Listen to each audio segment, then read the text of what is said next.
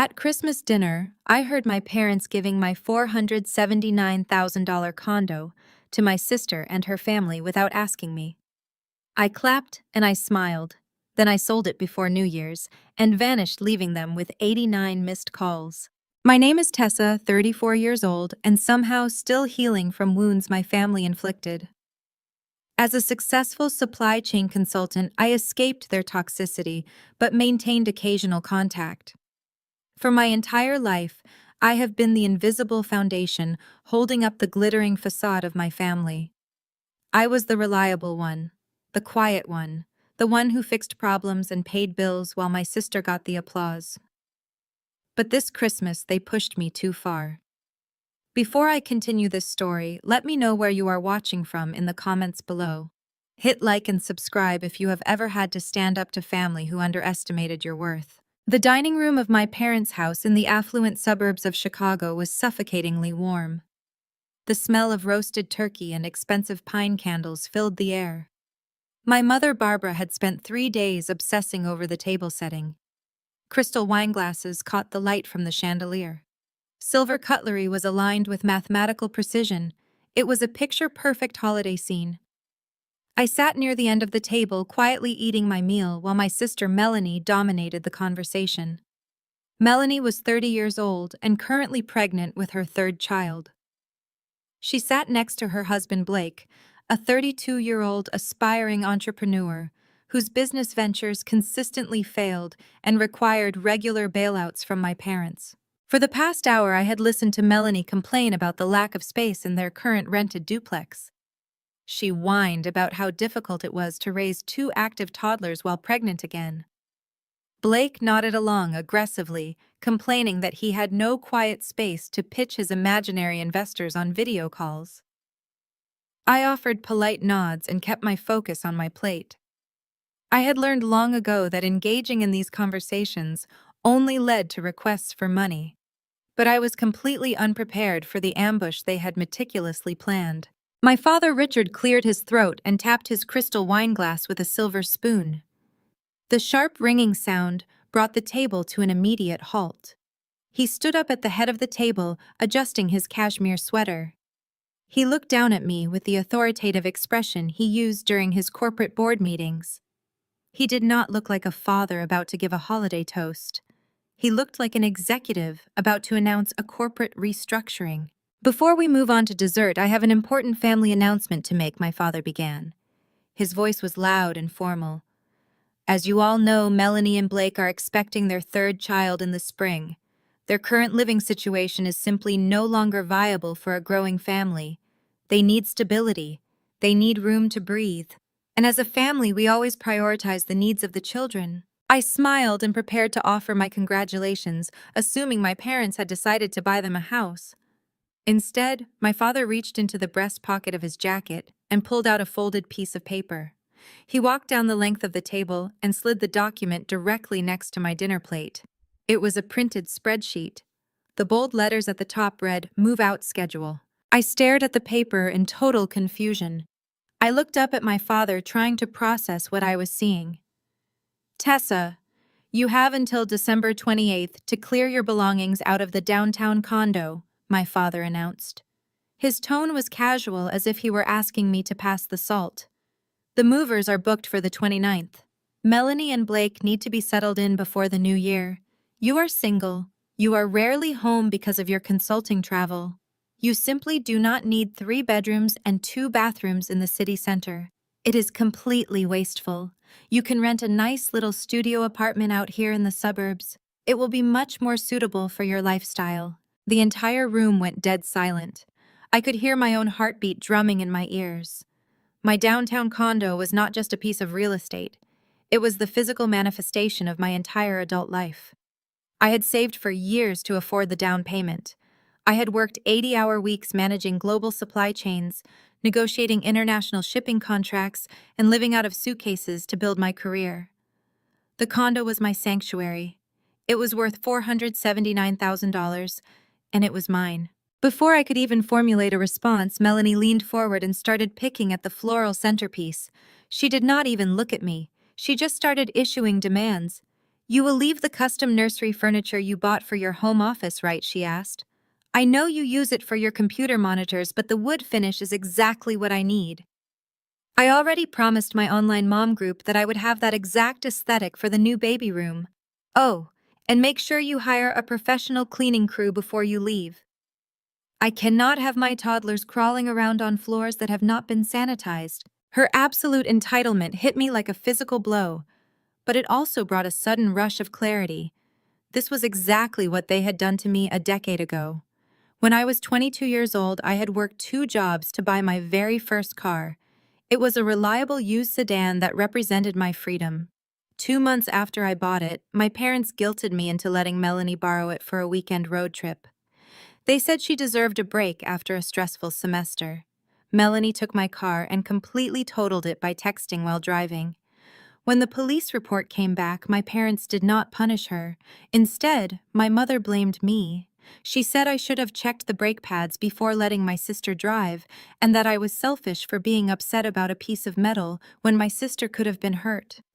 I never saw a single dollar of compensation for that car. Now they were doing the exact same thing with my home. They were using their executive family power to strip me of my hard-earned assets to cover for Melanie and her poor life choices. My mother Barbara chimed in from the other end of the table. She must have seen the shock on my face because she immediately deployed her usual emotional manipulation. Do not give your sister that look, Tessa, she scolded. You know perfectly well that your father and I co-signed that mortgage 5 years ago to help you get a better interest rate. That means it is technically family property. We are just reallocating family resources to where they are most needed. Family helps family, Tessa. It is time for you to stop being so selfish and think about your future nieces and nephews. Blake nodded enthusiastically, wiping his mouth with a linen napkin. Plus, using a prime downtown address is going to be huge for my new software startup, he boasted. It gives the company instant credibility. I can use the second bedroom as my executive suite. Your parents are making a very smart investment in my potential. We will totally let you come visit on holidays, though. I sat there looking at the printed eviction notice. A younger version of myself would have cried. A younger version of myself would have argued, pleaded, and desperately tried to explain how unfair this was. I would have outlined my financial contributions. I would have begged them to see my worth. But the 34-year-old woman sitting at that table felt nothing but a cold, razor-sharp clarity. They did not see me as a daughter. They saw me as a resource. They viewed my property as their backup plan. I looked at my father, who was waiting for my submission. I looked at my mother, who was already glaring at me in anticipation of an argument. I looked at Melanie, who was scrolling on her phone, completely unbothered by the fact that she was stealing my home. I took a slow, deliberate sip of my red wine. I placed the crystal glass gently back onto the table. I looked directly at my father and offered the most radiant, genuine smile I could muster. You know what, Dad? I said, my voice perfectly calm and pleasant. You are absolutely right. The condo is way too big for just me. Melanie and Blake definitely need the space more than I do. It is yours. My father blinked clearly, taken aback by my immediate surrender. He had prepared for a fight. My mother looked suspicious for a fraction of a second, before her face broke into a triumphant grin. I knew you would understand, Tessa, my mother said, clapping her hands together. This is the mature choice. This is what being part of a loving family is all about. Melanie did not even say thank you. She just looked up from her phone and said, just remember to leave the parking garage passes on the kitchen counter. Blake needs both spots for his cars. Of course, I replied cheerfully. I will have everything sorted out before the new year. The tension in the dining room evaporated instantly. My family returned to eating and laughing, completely satisfied that they had successfully bullied me into giving up a $500,000 asset. They celebrated their victory, pouring more wine and discussing paint colors for my living room walls. But as they debated whether to tear out my expensive granite countertops, I slowly moved my left hand under the dining table. I unlocked my smartphone and opened my messaging app. I pulled up the contact information for David. David was a high-end corporate real estate developer I had met at a supply chain conference 6 months ago. He specialized in buying premium downtown properties for cash, turning them into luxury corporate rentals. He had offered to buy my place twice before, but I had always declined. Now I typed a message with steady, precise movements. I am ready to sell. I need a 5-day close. Cash only, no contingencies. I hit send and waited. Less than 30 seconds later, my phone buzzed against my leg. I glanced down at the screen. David had replied with a single word. Done. I locked my phone and slid it back into my pocket. I picked up my fork and took a bite of turkey. My family was busy toasting to Blake and his future business success. They were absolutely convinced they had won. They had no idea that they had just initiated their own complete financial destruction. The entire dining room went perfectly still for a fraction of a second.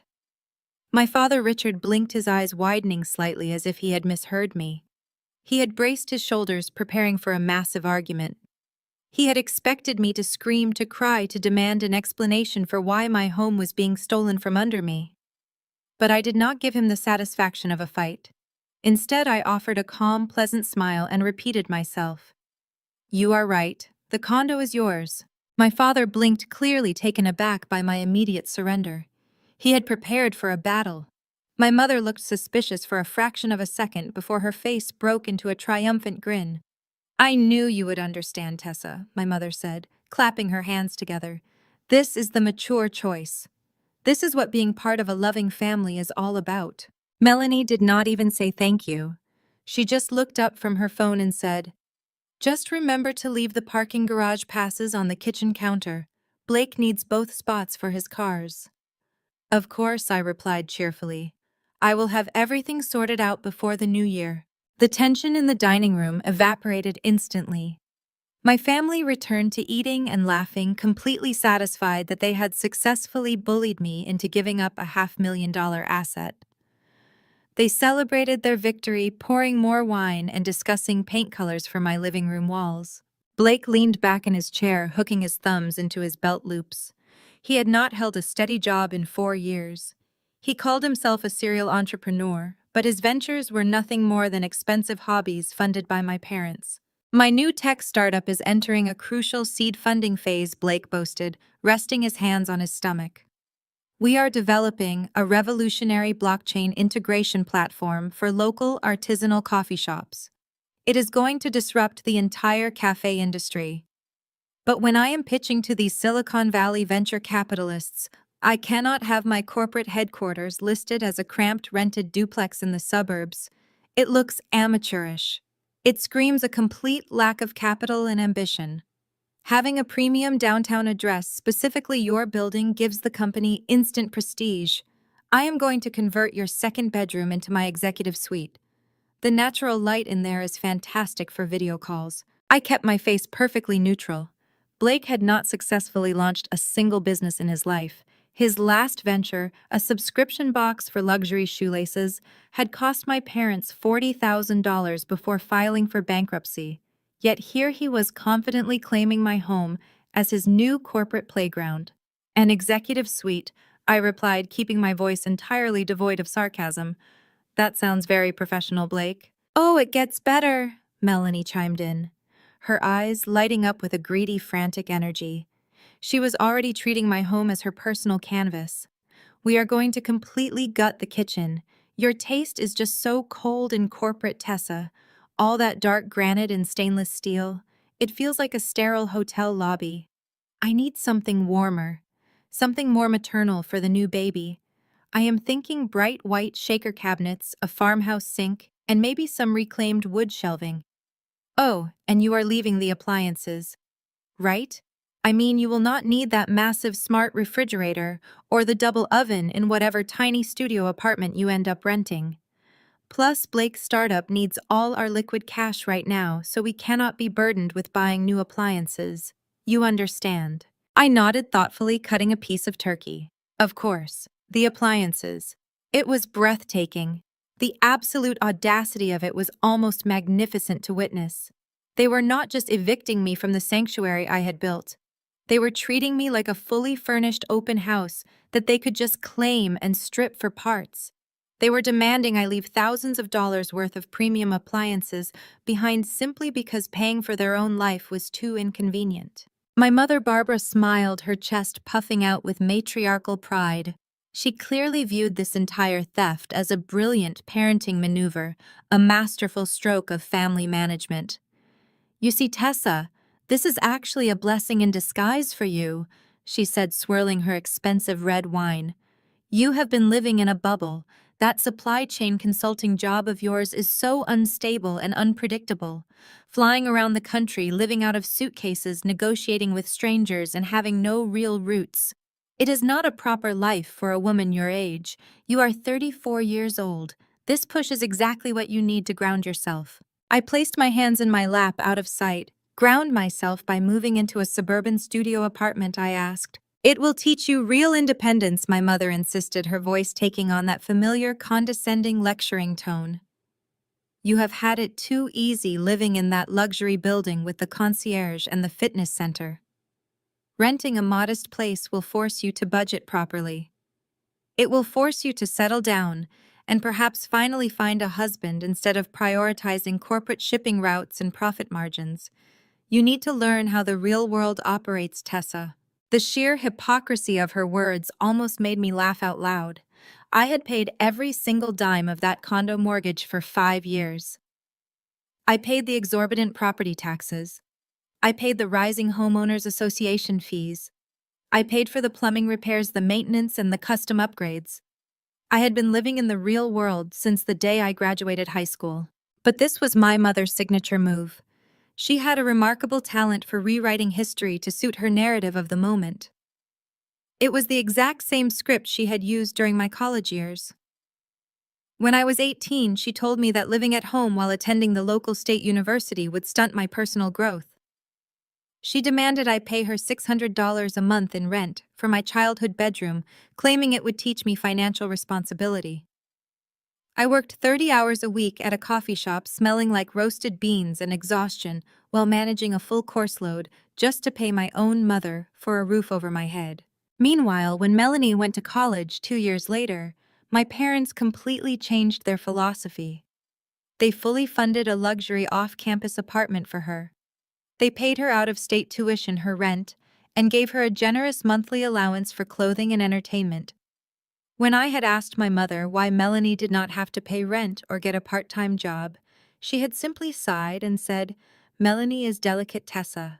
She needs to focus on her social development and her studies. You are strong. You can handle the pressure." My strength had always been their excuse to exploit me. My fierce responsibility had always been their safety net. They assumed that because I was highly capable, I was also unbreakable. They assumed I would simply absorb this massive financial blow, reorganize my life without complaint, and continue functioning as the family reliable silent workhorse. I looked around the dining table. The heavy silver cutlery clinked against fine china.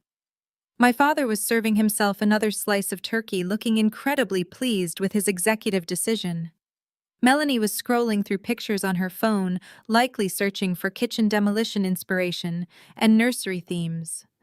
Blake was talking loudly about his projected first-year revenue stream, which was entirely fictional. They had completely dismissed me. In their minds, I was no longer a threat. I was no longer a factor in the equation. I was just the defeated sister quietly accepting her eviction. I let my left hand rest heavily in my lap. I slipped my phone out of my pocket and unlocked the screen using my thumbprint. I kept my posture perfectly relaxed, my shoulders down, my expression pleasant and engaged. Under the cover of the heavy linen tablecloth, I opened my messaging app. I scrolled down to a contact I had saved 6 months ago. David. David was a high-end corporate real estate developer based out of New York. We had met at a global supply chain logistics summit where I was a keynote speaker. During a networking dinner, we had started talking about the booming real estate market in my downtown area. David firm, Apex Corporate Holdings, specialized in acquiring premium residential properties for straight cash. They bought them, renovated them to uniform corporate standards, and leased them as luxury short-term housing for traveling executives. At the time, David had handed me his glossy black business card and told me that my building was exactly the kind of property his firm targeted. He had even half-jokingly offered to buy my unit on the spot, promising a lightning-fast close with zero red tape and no financing contingencies. I had politely declined, telling him I loved my home too much to sell. Things had certainly changed. Without breaking eye contact with my mother, who was now lecturing me about the benefits of minimalism, I typed a message with steady, precise movements. I am ready to sell. I need a 5-day close. Cash only. I stared at the glowing screen for a fraction of a second. I was about to detonate a financial bomb under my entire family. If I hit send, there was no going back. The family dynamic would be permanently shattered. The illusion of my compliance would be obliterated. I looked at Melanie, who was now demanding that our father pay for the new white shaker cabinets she wanted because Blake's startup capital could not be touched. I looked at my father, who immediately nodded and promised to wire her the funds by Tuesday without a single moment of hesitation. I did not hesitate anymore. I hit send. I slid the phone back into my pocket and picked up my wine glass. I took a slow, appreciative sip. The room was warm, the food was excellent, and the company was entirely oblivious. Less than 30 seconds later, I felt a sharp, distinct buzz against my thigh. My phone had vibrated. I casually adjusted my napkin, pulling the device out just far enough to glance at the lock screen. David had replied. The message contained only one word: done. A thrill of pure, unadulterated adrenaline rushed through my veins. The deal was in motion. My family sat there eating their Christmas dinner, absolutely convinced they had won the ultimate victory. They thought they had secured a $500,000 asset for free. They thought they had successfully bent me to their will one final time. They had no idea that beneath the linen tablecloth, I had just initiated their complete and total financial destruction. 2 days after that infamous Christmas dinner, the reality of their entitlement breached my actual front door. It was a Tuesday morning. I was sitting at my custom walnut desk in my home office, leading a highly sensitive video conference with a team of logistics executives based in Frankfurt. The condo was dead silent except for my voice negotiating freight percentages. Then I heard the distinct metallic click of a key turning in the front door lock. I froze. I had installed a smart keypad years ago, but I kept the original deadbolt cylinder for emergencies. I had given a physical spare key to my mother exactly one time 4 years ago when I was hospitalized with appendicitis and needed someone to feed my cat. She had sworn she returned it. Clearly, that was a lie. The heavy oak door swung open, hitting the entryway wall with a loud thud. Melanie and Blake barged into my home carrying oversized coffees and talking at the top of their lungs. They did not knock. They did not announce themselves. They simply walked in as if they had just purchased the place. I quickly muted my microphone and turned off my camera, apologizing to the German executives in the chat box. I stood up and walked out of the office. Melanie was standing in the middle of my living room holding a massive roll of blue painter tape. She was already unspooling it and slapping long, jagged strips directly onto my expensive, custom-textured wallpaper. Blake was wandering through my open-concept kitchen, opening and closing cabinet doors with unnecessary force. "What exactly are you doing here?" I asked, keeping my voice low and completely devoid of emotion. Melanie did not even turn around to look at me. She just tore off another piece of blue tape and stuck it over the archway leading to the dining room. "We are getting a head start on the renovations, Tessa," she said brightly. "The contractor is coming next week to give us quotes on tearing down these load-bearing walls. I want an entirely open floor plan so I can see the kids from the kitchen island. This whole layout is just too segmented for a modern family. You really made some terrible design choices when you bought this place." I crossed my arms and leaned against the doorframe. "You used an emergency spare key to enter my home unannounced while I am working," I stated. "Oh, stop being so dramatic, Tessa," my sister scoffed, waving her hand dismissively. "It is family property now. Mom said we need to hit the ground running if we want the nursery painted before the baby arrives. Besides, you are supposed to be packing. Why are your things still everywhere?" Before I could answer, Blake marched out of the kitchen carrying a clipboard and a pen. He was wearing heavy winter boots caked with dirty slush and gray street salt. He did not bother to wipe his feet on the entryway mat. He stomped directly onto my vintage Persian rug, leaving thick, wet footprints across the intricate woven fabric. "I need an inventory list of the kitchen appliances by tonight, Tessa," he ordered, pointing the end of his pen at my chest. "I just checked the serial numbers on that Wolf range and the Sub-Zero refrigerator. They are holding their value pretty well. I figure if we liquidate the high-end appliances and replace them with standard builder-grade models from a big box store, I can clear about $15,000. I stared at him. "You are going to sell my kitchen appliances?" I asked. Blake let out a loud, arrogant laugh. "Not your appliances, Tessa. The family appliances. And yes, I am selling them. My new software startup is entering a critical development phase, and I need liquid capital for server space and marketing. This is exactly why your parents wanted us to have this place. They believe in my vision. They know that giving me control of these assets will yield a massive return on investment for the whole family. You should be happy to contribute to my success." He took 3 large steps across the living room and threw himself heavily onto my sofa. It was a custom Italian leather sectional that had taken 6 months to arrive from Milan. It was the single most expensive piece of furniture I owned, a reward to myself after securing my first $1 million consulting contract.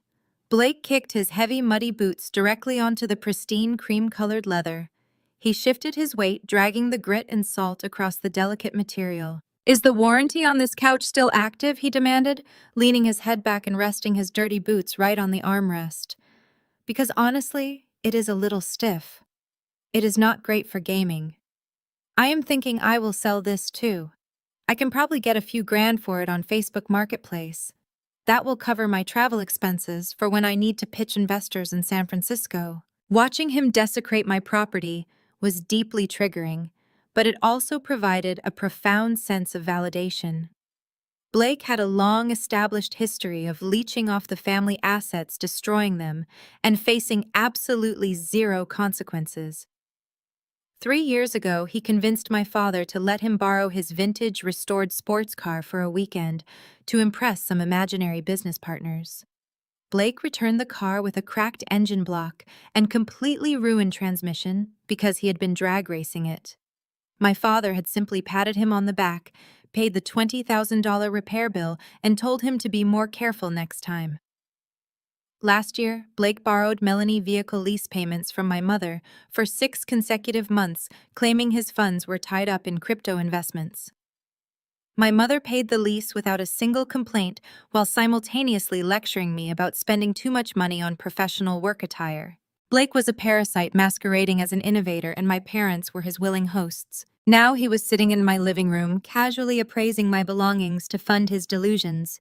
I looked at the mud grinding into the Italian leather. I did not yell. I did not demand that he take his boots off.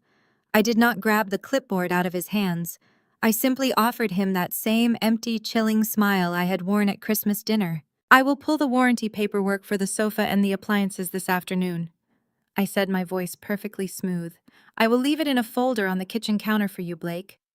Melanie turned around, clearly surprised by my lack of resistance. She had been bracing for a screaming match. When none came, her smug superiority doubled. She walked over to the living room window and ripped down the expensive silk drapes, letting them fall in a heap on the floor. "See, Blake.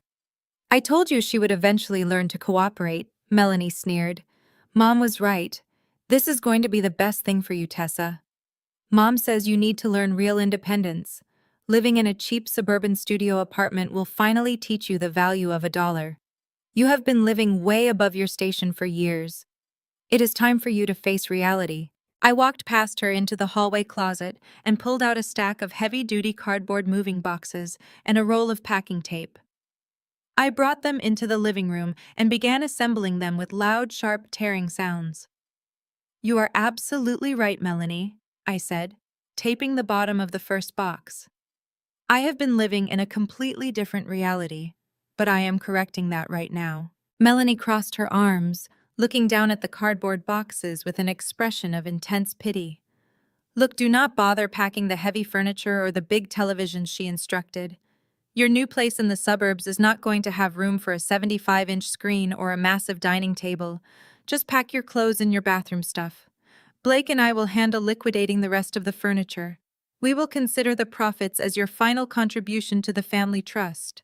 Just make sure you are out by the 28th. The painters are coming on the 29th, and the floors are being ripped out on the 30th. I nodded diligently, opening the first box and gently placing a few of my most cherished hardcover books inside. That timeline works perfectly for me, I assured her. I will be completely out of your way. I will only be taking my personal essentials. You and Blake can have whatever is left behind. Blake pumped his fist in the air, leaving another muddy streak on the leather cushion. Yes, he cheered. I am listing this couch tonight. Make sure you leave the original receipt with the warranty paperwork, Tessa. Buyers want to see proof of authenticity. I promised him I would. They spent another hour walking through my home, criticizing my design choices, mocking my career, and making aggressive plans for a future that was never going to happen. They treated me like an obedient servant, packing up her own life to make room for her betters. I just kept smiling and taping boxes. I packed my designer shoes. I packed my important financial documents. I packed the small sentimental items that actually mattered to me. Everything else, the furniture, the electronics, the expensive decor, I mentally detached from. Melanie assumed I was packing for a miserable, lonely life in a cramped suburban studio, just as our mother had prescribed. She assumed I was retreating in absolute defeat, a broken woman finally accepting her place at the bottom of the family hierarchy. But as I sealed a box of my winter coats, my mind was not on the suburbs. My mind was focused on the digital lease agreement I had signed electronically just 3 hours before they barged through my door. I was not moving to the suburbs. I was moving to Austin, Texas. I had signed a 12-month lease on a spectacular luxury penthouse overlooking the Colorado River.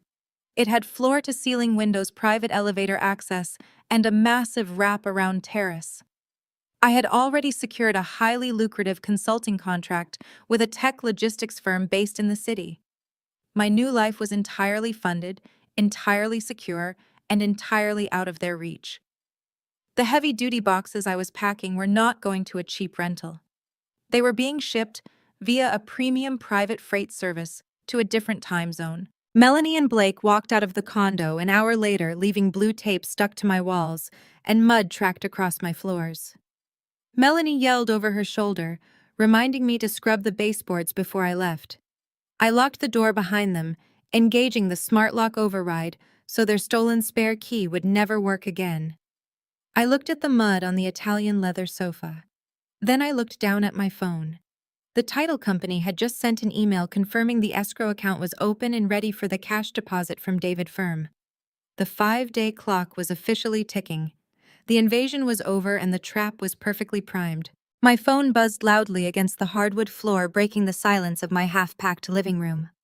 The caller ID flashed with my mother's name. I answered on the second ring, keeping my voice light and pleasant. She did not bother asking how my packing was going or if I needed any help moving heavy boxes. She launched straight into her next set of executive orders. Tessa, I need you to book a professional deep cleaning service for the condo before Friday, she demanded. And I mean a real corporate crew, not just someone with a mop.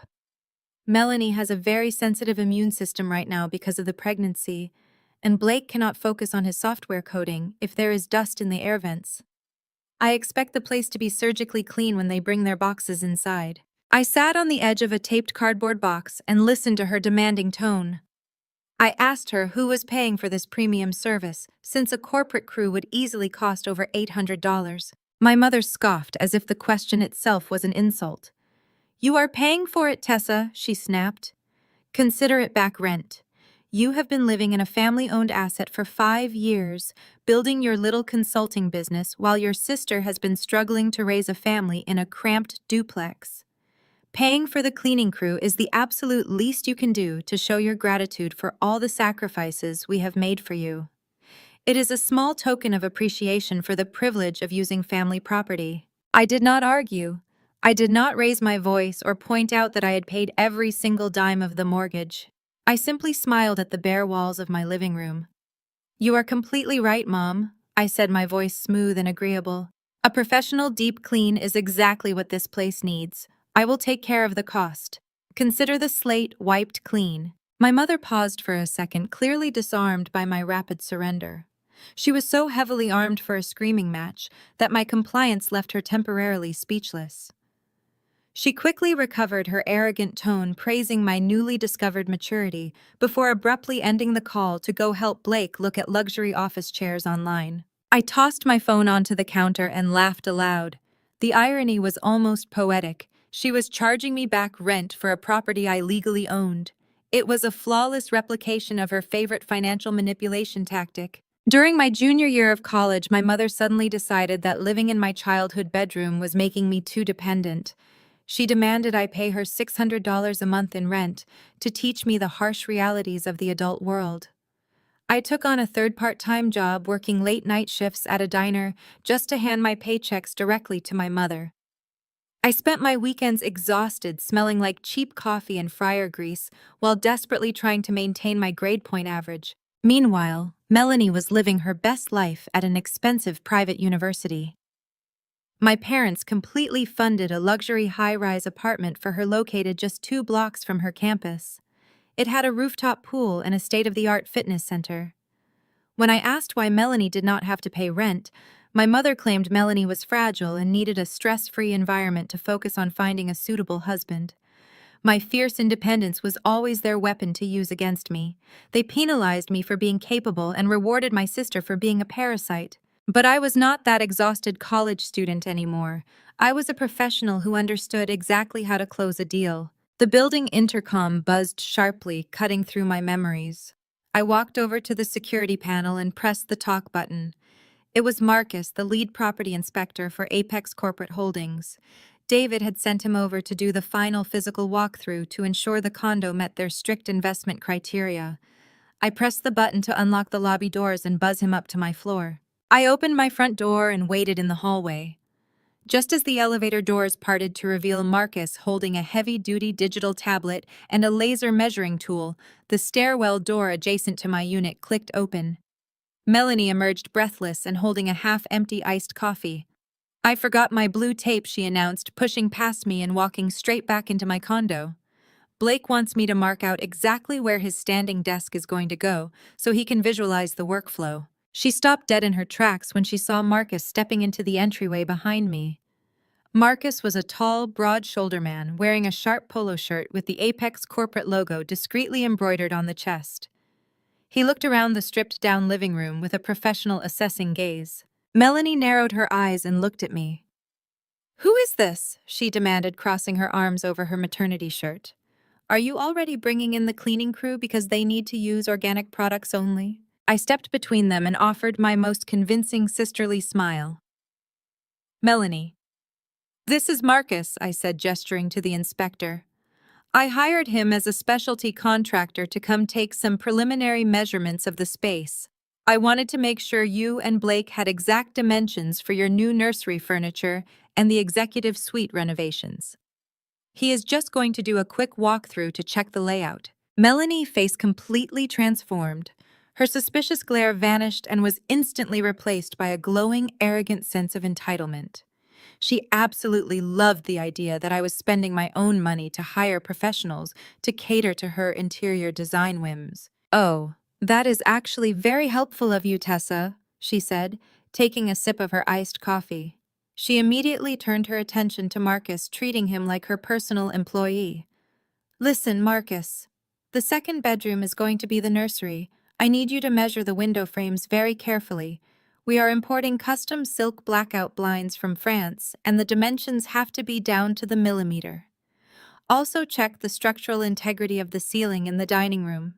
Blake wants to install a massive iron chandelier to impress his venture capitalist friends when we host dinner parties." Marcus was a seasoned real estate professional who had dealt with every type of personality in the corporate housing market.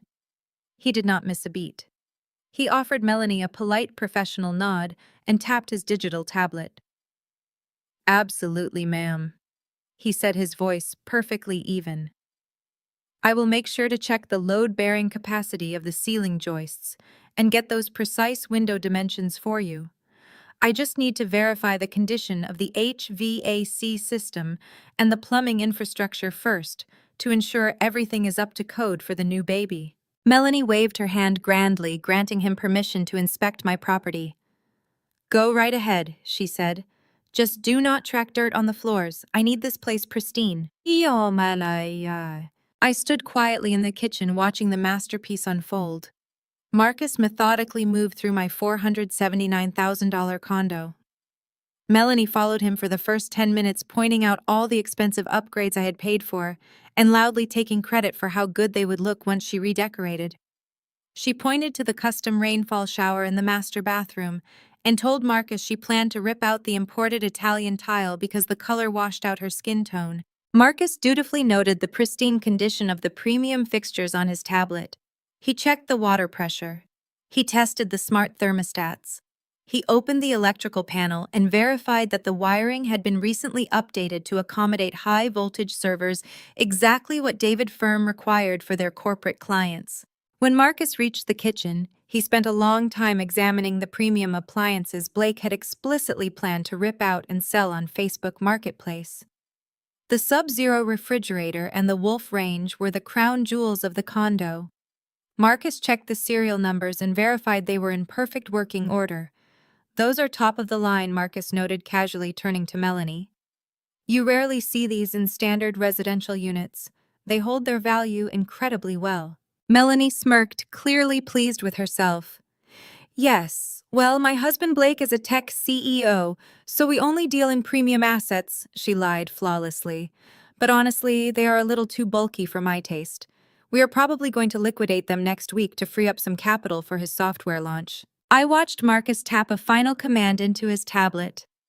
His face gave absolutely nothing away, but I saw his eyes flick toward me with a silent, profound understanding. He knew exactly what was happening here. He knew he was inspecting a property that was about to belong entirely to Apex Corporate Holdings, while an entitled woman planned to sell assets she did not own. Well, everything looks structurally sound and perfectly maintained, Marcus said, turning off his laser measurer and slipping it into his pocket. I have all the data I need for the preliminary report. I will send the dimension files over to Tessa by this evening so you can start ordering those custom silk blinds. Melanie beamed, completely satisfied with her power trip. Make sure you do, she ordered. And Tessa, do not forget about the organic cleaning crew. I am leaving. The smell of those cardboard boxes is making me nauseous. She marched out of the condo without another word, letting the heavy oak door slam shut behind her. The moment her footsteps faded down the hallway, Marcus let out a long, low whistle. He looked at me, shaking his head in absolute disbelief. He did not ask any questions about my family dynamic. He did not need to. The performance he had just witnessed told him everything he needed to know about why I was selling my sanctuary for a rapid cash buyout. The property is flawless, Tessa Marcus said, dropping the contractor facade and returning to his true role as a corporate inspector. The appliances alone add significant equity to our portfolio. David is going to be thrilled with the condition of this unit. We will not even need to send our renovation crew in. It is basically turnkey ready for our executive clients. I let out a slow, steady breath, feeling the crushing weight of my family expectations begin to lift off my chest. I am glad it meets your standards, Marcus, I replied, keeping my voice steady. I need this to move as quickly as possible. He smiled and extended his hand. I shook it firmly, feeling the solid reality of my escape plans solidifying. Consider it done, he said. I am authorizing the final approval right now. He stepped out into the hallway, pulling out his smartphone to send the encrypted authorization code to the Apex acquisition team. I closed my front door and locked the deadbolt. I stood alone in my living room, surrounded by taped cardboard boxes and bare walls. 3 minutes later, my phone lit up with a high-priority secure notification. It was an automated message from the commercial title company David used for all his corporate acquisitions. I opened the encrypted portal and stared at the bold green text glowing on the screen. The physical property inspection had been officially verified and approved. The title search was clean. The $479,000 cash wire transfer protocol had been initiated. The funds were actively moving from the Apex corporate accounts toward my private offshore affiliated holding account. There were no banks to delay the process. There were no parents to co-sign the reality. The money was real and the trap was closing perfectly around them. The morning of the 30th arrived with a biting winter wind sweeping off the lake. I woke up in my luxury hotel suite near the airport, rested and completely detached from the city I was leaving behind. My flight to Austin was scheduled for noon. I had a few final details to arrange before I boarded that plane and vanished from their lives forever. I ordered room service, drank a premium coffee, and opened my laptop to finalize the real estate transaction. The digital portal for the title company showed a bright green status bar. The $479,000 from Apex Corporate Holdings had successfully cleared escrow. The funds were now sitting securely in my private offshore affiliated checking account. The deed transfer was officially recorded with the city clerk. I was completely liquid. I owned nothing in this state and I owed nothing to anyone. At 9 o'clock, my phone started to ring incessantly. It was my mother, Barbara. I watched her name flash on the screen for 3 consecutive missed calls. Then the texts started pouring in. Tessa, where are you? Your father is waiting at the bank. You are being completely irresponsible. Blake needs this capital today. Call me immediately. I ignored the messages and took a bite of my croissant. A few minutes later, a text arrived from Melanie. Did you leave the key under the mat like I told you? Blake and I are loading the U-Haul. We will be at the condo by noon. Make sure you wipe down the inside of the refrigerator. I smiled, picking up my phone. I sent a very brief, polite reply to my sister. The key is exactly where it needs to be, Melanie. The condo is ready for its new occupants. Good luck with the move. I hit send and then proceeded to open my phone settings. I systematically blocked Melanie's phone number. I blocked Blake. I blocked my mother and I blocked my father. I went into my email and set up a strict filter that would send any communication from their email addresses directly into a hidden archive folder. I completely severed the digital cord, cutting off their access to me with clinical precision. I gathered my travel bag and checked out of the hotel. I took a private car service to the airport, moving smoothly through the priority security line. By 11:30, I was sitting in the first-class lounge, sipping sparkling water and watching the departure screens. My new life in Austin, Texas was waiting. I had a premium penthouse, a thriving consulting business, and 0 anchors dragging me down. While I sat comfortably in the airport lounge waiting to board my flight, the trap I had set downtown was finally springing shut. At exactly noon, a massive rented U-Haul truck pulled illegally onto the curb in front of my former building. Melanie and Blake climbed out of the cab, followed shortly by my parents, who had arrived in their luxury SUV. Richard and Barbara were furious that I had not shown up at the bank to sign the fraudulent loan documents, but they assumed I was simply being petty and rebellious. They figured they would confront me at the condo, force my signature, and complete the hostile takeover of my property. Melanie was walking toward the building entrance with her smartphone held high, live streaming her victorious arrival to her followers. She was speaking loudly, narrating her grand entrance. "Hey everyone, we are finally moving into the new downtown space," Melanie announced to her camera, panning to show the impressive glass facade of the building. "My amazing parents gifted us this incredible premium condo for the new baby and Blake new tech headquarters. We are about to start the demolition on the kitchen today. I cannot wait to show you guys the before and after." Blake swaggered behind her, wearing his signature casual tech bro outfit, carrying a single lightweight box of his gaming accessories. Richard and Barbara followed, looking tense but determined. They walked into the elegant marble lobby and took the elevator up to my floor. When the elevator doors opened, Melanie marched confidently down the hallway, still talking to her live stream audience. She reached my door and reached down to check under the welcome mat, just as she had instructed me to do. There was no key. Melanie frowned, kicking the mat aside. She grabbed the door handle and pulled, but the heavy oak door was locked solid. She let out an exasperated sigh and turned to my parents. She forgot to leave the physical key, Melanie complained, adjusting her phone angle. "This is exactly why Tessa is so unreliable. She cannot follow basic instructions." Richard stepped forward, his face red with growing frustration. He pounded his fist heavily against the solid wood door. "Tessa," he bellowed, his voice echoing down the quiet corridor. "Open this door immediately. Stop playing games. We need to get this move started, and you need to sign these bank documents right now." He pounded on the door again, harder this time. "Open the door, Tessa." They stood in the hallway, expecting me to open the door, with my head hung low, offering apologies and submission. They expected to barge in and take possession of the expensive appliances, the Italian leather sofa, and the custom lighting. They expected to find my life neatly boxed up and ready to be discarded. Instead, they heard the sound of heavy footsteps approaching from the inside. The deadbolt clicked loudly. The handle turned and the door swung open. But it was not me standing in the doorway. It was a man named Greg.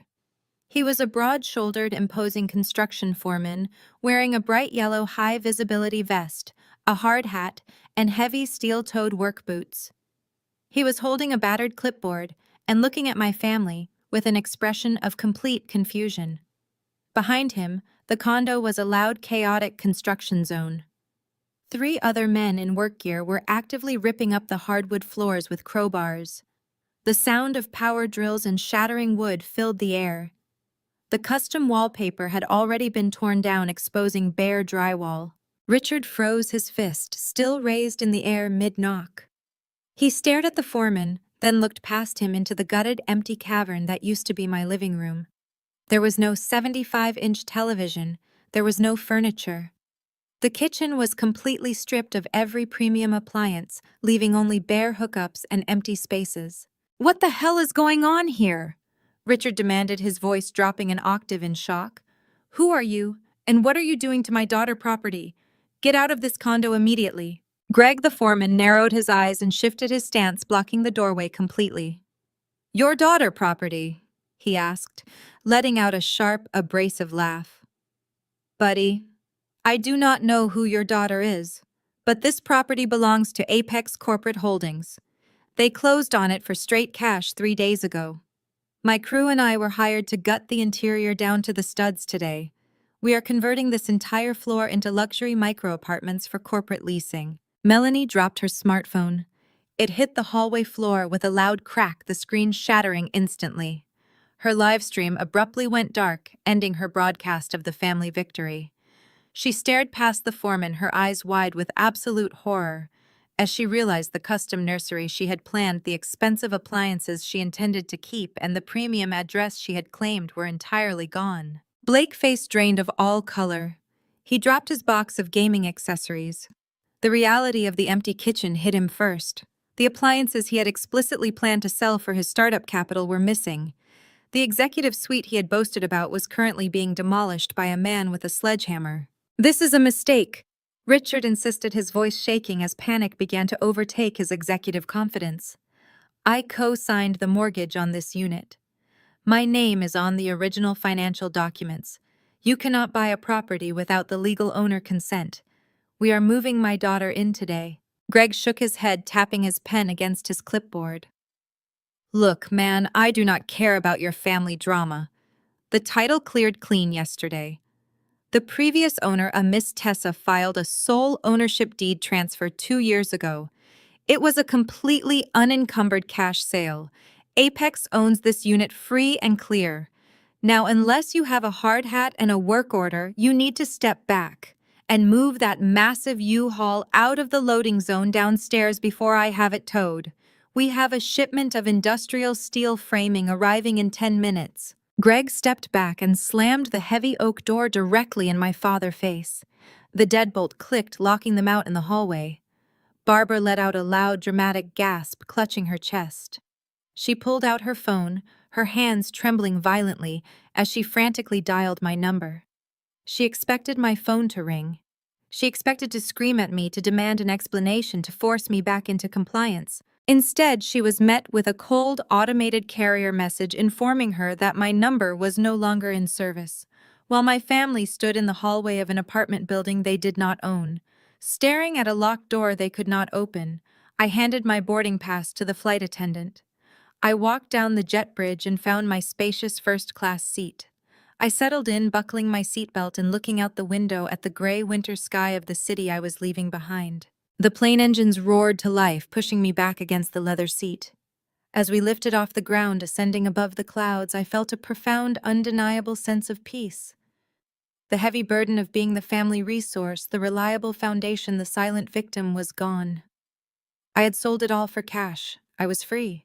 The flight to Austin was smooth, a quiet transition from the cold gray suffocation of my past into the bright, expansive reality of my future. I landed just after 3 in the afternoon and took a private car directly to my new address. Stepping out of the private elevator and into my penthouse was a surreal experience. The space was massive, featuring stark modern lines, brilliant natural light, and panoramic views of the Colorado River. Because my professional movers were not scheduled to deliver my packed boxes and new custom furniture until the following morning, the space was entirely bare. I stood in the center of my massive empty living room, breathing in the scent of fresh paint and floor wax. There was no clutter. There was no blue painter tape on the walls. There was no family drama waiting to ambush me. There was only quiet, absolute peace. I walked over to the floor-to-ceiling windows and looked down at the vibrant city below. I pulled my phone from my pocket to check my work emails. I had systematically blocked my parents, my sister, and my brother-in-law before boarding my flight in Boston, ensuring my digital sanctuary remained as pristine as my physical one. But my father, Richard, was a man who refused to be denied access. He had spent his entire life bullying his way past boundaries. When he realized his personal cell phone was blocked, he simply used someone else's device. A voicemail notification sat on my screen from a Boston area code I did not immediately recognize. It belonged to the main reception desk at his corporate office. I tapped the screen and pressed the phone to my ear. The audio began with a sharp, heavy sigh, followed by the unmistakable sound of my father pacing across a hardwood floor. He was trying to sound authoritative, but the thin, reedy edge of panic was bleeding through his usual executive baritone. "Tessa, stop playing these ridiculous games and call me back immediately," my father demanded, his voice echoing slightly in whatever room he was pacing. "This is not the time for your temper tantrums. We are at a critical juncture, and you are holding up family business. We need you to sign a quitclaim deed tomorrow morning." Blake took out a $150,000 commercial business loan for his software startup. "Your mother and I use the downtown condo as collateral to secure the financing. The bank underwriter is being incredibly pedantic and says they just need your physical signature to release the funds, since you are technically listed as a resident. I am emailing the documents to you right now. Print them, sign them in blue ink, and overnight them to my office. Do not make me come looking for you." The voicemail ended with a sharp click. I slowly lowered the phone from my ear. I stood in the middle of my empty, sunlit living room, looking out over the Texas horizon. A small smile touched the corners of my mouth. That smile grew into a soft chuckle, and within seconds, I was laughing aloud. My laughter bounced off the bare walls and the high ceilings, echoing through the empty penthouse. It was not a laugh of shock or hysteria. It was the deep, rich laughter of someone watching a perfectly engineered demolition. The absolute staggering arrogance of my father was breathtaking. He had just left a recorded audio message admitting to a massive financial crime while attempting to order me to participate in it. He spoke to me like a disobedient employee, demanding I sign over my sanctuary to fund his unemployed son-in-law delusions. But his demands were built on an entirely fictional foundation. 5 years ago, when I first purchased the Boston condo, I was 29 years old. I had the down payment saved entirely in cash, but my credit history was relatively brief. To secure the absolute lowest premium interest rate, the mortgage broker suggested I use a guarantor. My parents agreed to co-sign the loan. They did not contribute a single dollar to the down payment. They never paid a single cent toward the monthly mortgage, the property taxes, or the homeowners association fees. But they weaponized that co-signer status instantly. For years, my mother used it as a constant threat. If I refused to host family holidays, or if I pushed back against Melanie, relentless demands, my mother would sharply remind me that she and my father technically owned my home and could force a sale at any moment. They held that signature over my head like a guillotine. What they did not know was that 2 years ago, my career trajectory had skyrocketed. I was promoted to Global Director of Supply Chain Logistics. That promotion came with a massive performance bonus and a significant salary increase. The very first thing I did with that influx of capital was march directly into a different commercial bank. I paid down the principal balance of the condo by 40% and completely refinanced the property entirely into my sole name. I sat in a quiet glass-walled office and watched a notary stamp the official paperwork dissolving the original loan and establishing me as the singular, exclusive owner of the asset. I legally stripped my parents' names from the deed 24 months ago. I never told them I did it. I knew that keeping them under the illusion of control was the easiest way to manage their toxic behavior. They were so blinded by their own superiority that they never once bothered to check the county property records. They just assumed I would always remain their dependent, vulnerable subordinate. And now that staggering arrogance had driven them straight off a legal cliff.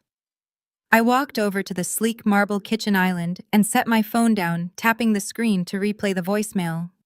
I listened to my father's words again, dissecting the monumental legal jeopardy he had just placed himself in. He and my mother had walked into a commercial lending institution. They had sat across from a loan officer and willfully presented fraudulent financial statements. They had legally pledged a $500,000 piece of real estate as collateral for a $150,000 commercial loan. They had claimed ownership of an asset they had not possessed for 2 entire years. They had leveraged a property they had absolutely no legal right to touch simply to fund Blake's fictional tech empire. That was not a simple misunderstanding. That was not a family dispute over living arrangements. Pledging an unowned asset to secure commercial funding was textbook federal bank fraud. It was wire fraud.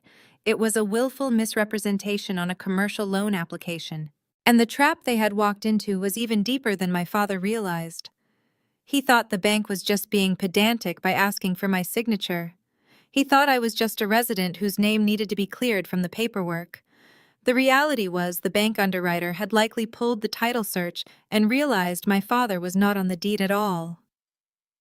The underwriter saw my name as the sole owner and told my father he needed my signature to proceed. My father, in his infinite hubris, thought he could simply bully me into signing a quitclaim deed, transferring my sole ownership over to him so he could finalize the fraud. But my father was missing the final fatal piece of the puzzle.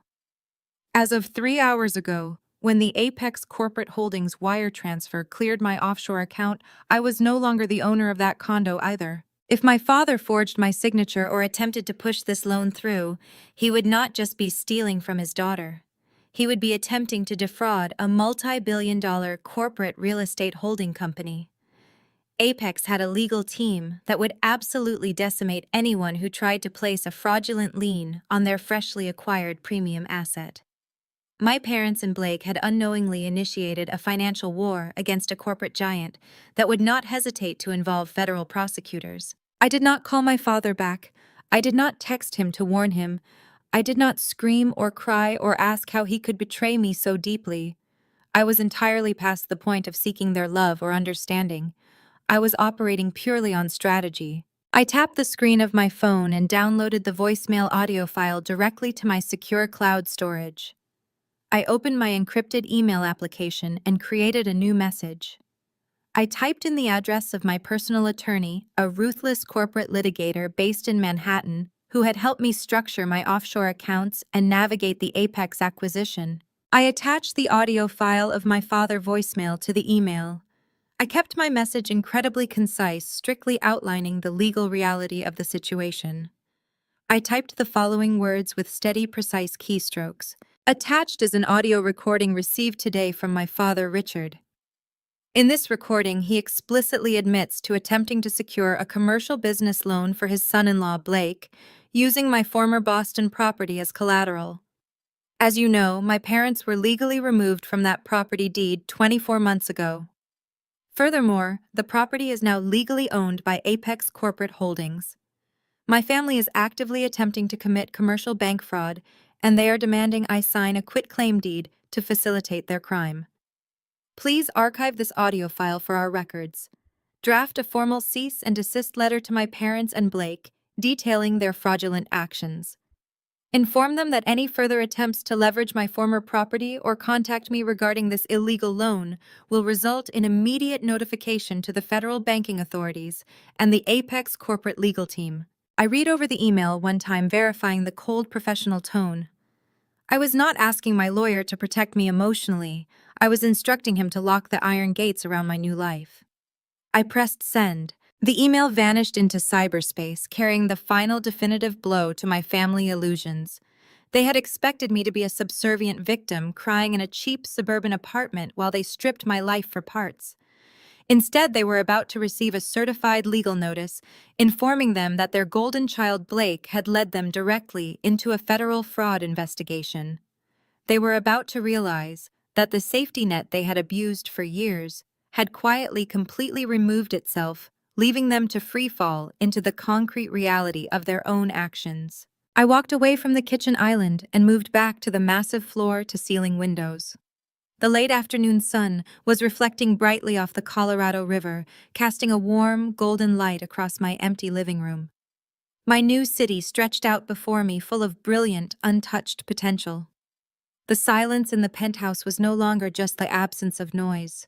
It was the sound of absolute victory. The silence in my Austin penthouse was beautiful, but the true foundation of this victory had been poured exactly 72 hours earlier.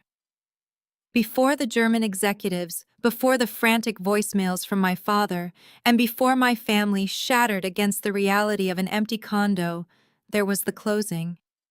I let the warm Texas sun wash over my face, closing my eyes and transporting myself back to the 40th floor of a sleek, glass-walled financial high-rise in downtown Boston. That was where the final chain binding me to my toxic family had been officially, legally, and permanently severed. I had sat across a massive, polished mahogany table from David. He wore a razor-sharp, tailored charcoal suit, looking every bit the ruthless New York real estate developer he was. He possessed a shark-like energy, a man who bought and sold human habitats for sport. But today, his predatory instincts were directed entirely at my benefit. Between us sat a thick, intimidating stack of legal documents printed on heavy archival bond paper. At the head of the table sat the senior title officer, a precise, sharply dressed woman named Evelyn, who was methodically guiding us through the corporate closing process. The room smelled of expensive espresso and aged leather, a sharp, sterile contrast to the suffocating smell of entitlement my sister had brought into my home. Evelyn adjusted her silver-framed reading glasses and slid the master deed across the smooth wood surface toward me. She tapped her heavy silver pen against the bottom signature line with absolute authority. "I just need your final authorization right here, Tessa," she said, her voice carrying that soothing professional cadence unique to high-level bankers. "I have completely and thoroughly reviewed the entire chain of title for this downtown property. I must say it is incredibly refreshing to see such a clean file. You executed a complete refinance and deed transfer exactly 24 months ago. The title is absolutely pristine. There are 0 outstanding liens, 0 secondary claims, and most importantly, 0 co-signers attached to this property." David leaned back in his high-backed leather chair and chuckled a low, rumbling sound of pure capitalist approval. He took a sip of his black coffee. "That is exactly why I love doing business with you, Tessa," he remarked, shaking his head in open admiration. "Most of the residential properties Apex Corporate Holdings acquires are absolute nightmares. We usually have to fight through layers of mismanaged family trusts, hidden municipal tax liens, and angry, desperate relatives claiming fractional ownership. It takes my legal team weeks to untangle the mess. But you run your personal life like a strict corporate balance sheet, completely insulated and heavily defended." I offered David a tight, perfectly polite smile. I learned very early on that relying on family is a massive financial liability. I replied, my voice completely flat and devoid of sentiment.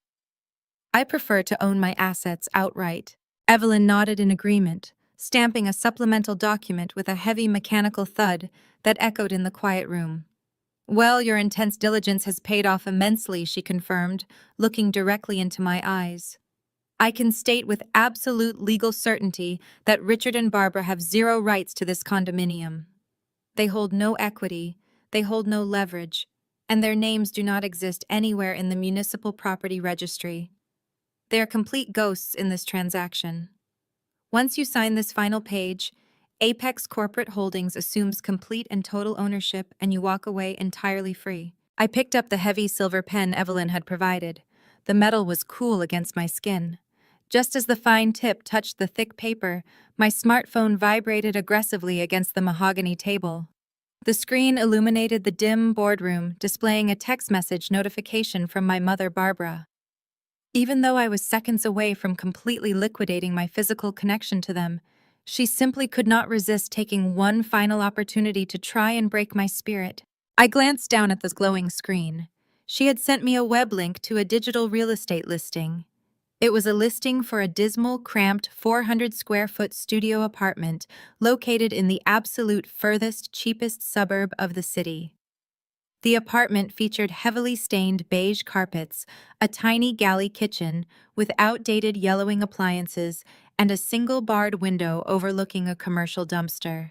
Beneath the web link, Barbara had typed a long, completely unhinged paragraph of maternal dictation. "I sent this link to the leasing agent for you, Tessa," she wrote. "You need to call them immediately and secure this unit before you are out on the street. I know this feels like a severe downgrade from your luxury building, but tough love is absolutely necessary right now. This modest space will force you to budget properly. It will finally teach you the humility you have always lacked. Once you stop acting like such an aggressive corporate snob and embrace a softer lifestyle, you might actually find a husband who can tolerate you. Living in this tiny space will remind you of your proper place in the world." I stared at the words glowing on the glass screen.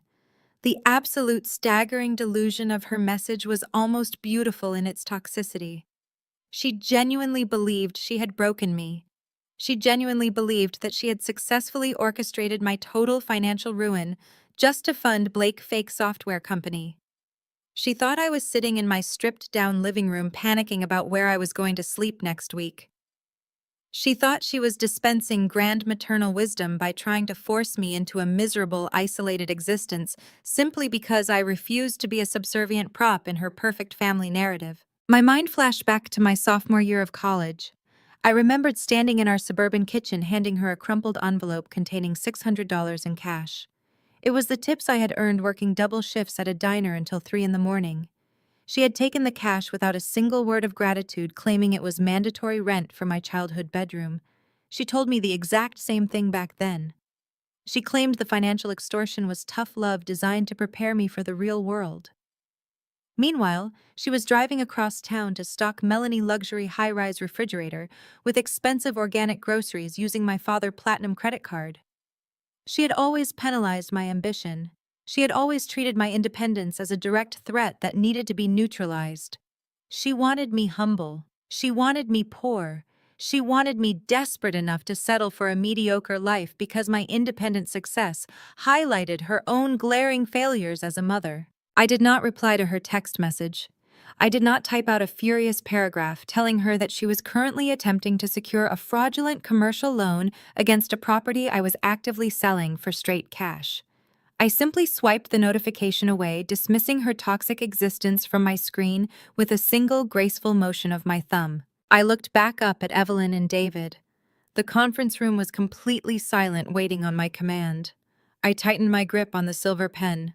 I pressed the tip to the heavy paper and signed my name with sharp, decisive strokes. I did not hesitate. I did not feel a single pang of nostalgia or emotional regret for the sanctuary I was giving up. I was not losing a home. I was liquidating a battleground.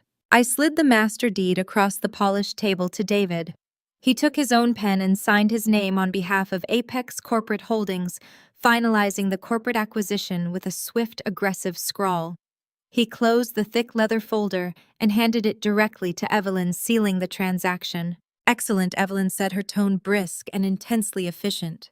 "The deed transfer is officially executed. The property now legally belongs to Apex Corporate Holdings. I am initiating the wire transfer protocol right now, Tessa. The funds will route directly from our commercial escrow account into your designated offshore affiliated checking account." Because there are no domestic holding periods or mortgage payoffs required, the transfer should clear within a few minutes. We sat in the quiet conference room waiting for the international banking infrastructure to catch up with our physical signatures. David offered me a highly paid executive position if I ever decided to leave supply chain logistics, praising my cold-blooded efficiency and lack of sentimentality. I politely declined, telling him I had massive plans waiting for me in Texas. 5 minutes later, my phone vibrated again. This time, it was not a toxic message from my mother trying to force me into a life of misery. It was a high-priority push notification from my private wealth management application. I unlocked the screen and opened the banking app. The bold green numbers refreshed instantly. The pending transaction had successfully posted. The wire transfer of $479,000 had cleared the international banking hurdles and was resting securely in my completely private account. I stared at the balance. I was completely liquid. I was completely untethered. The memory of the title office faded, leaving me standing in the sunlit expanse of my Austin penthouse.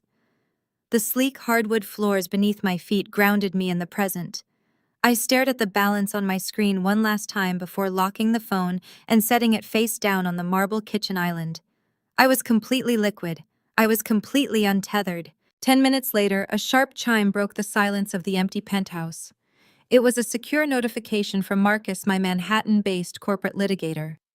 He had received the audio file of my father's frantic voicemail, and his response was exactly as clinical and lethal as I had expected. Marcus did not offer emotional platitudes or ask how I was feeling about my family impending destruction. He operated exclusively in the realm of aggressive corporate defense, and his email was a masterclass in legal decimation. He confirmed receipt of the audio file and outlined the immediate, irreversible steps his firm was taking. They were not merely sending a standard cease and desist letter to my parents. They were actively preempting the fraud. Marcus had already dispatched a formal priority notice to the specific commercial lending institution my father had named in the voicemail. The notice explicitly informed the bank executives that the collateral offered for Blake's $150,000 startup loan was a complete legal fiction and that the applicants were actively attempting to commit federal wire fraud. I smiled, picturing the absolute chaos that was about to unfold in that Boston bank branch. My father's executive arrogance was on a direct collision course with federal banking regulations. Marcus explained the mechanics of the fallout in crisp professional terms. When a commercial underwriter realizes that the collateral securing a six-figure loan is entirely fraudulent, the reaction is instantaneous and severe. The bank would immediately freeze all of Richard and Barbara's personal and business accounts pending a full internal investigation. The loan application would be denied, but the consequences would extend far beyond a simple rejection. Because my parents had willfully signed preliminary financial affidavits, claiming ownership of an asset they did not possess, they had triggered a mandatory reporting protocol. The bank was legally obligated to flag their profiles for misrepresentation. I walked over to the massive floor-to-ceiling windows looking out over the winding curve of the Colorado River. I could easily imagine the scene playing out 2,000 miles away. My father would march into the bank branch expecting royal treatment, demanding the funds be released immediately so his brilliant son-in-law could launch his tech empire. He would expect the loan officer to cower and apologize. Instead, he would be ushered into a sterile, windowless back office. The branch manager and a compliance officer would present the legal notice from Marcus. The realization would wash over my father's face as he finally understood the magnitude of his error. He would realize that his daughter had not just defied him, but had legally and financially trapped him in a cage of his own making. He would discover that I had stripped his name from the deed 24 months ago. He would discover that he had pledged an asset he had absolutely no legal right to touch. He would realize that the safety net he had abused and exploited for decades had quietly removed itself, leaving him to free fall into the concrete reality of his own criminal actions. Meanwhile, Blake's magnificent startup venture was dead on arrival. Without that $150,000, he had absolutely zero seed capital. Melanie dreams of being a wealthy tech founder wife presenting a glamorous lifestyle to her social media followers vanished instantly. They were left standing in the gutted, dust-filled ruins of the downtown condo, with no money, no home, and a looming federal investigation hovering over the family name. The premium appliances Blake had planned to liquidate were gone.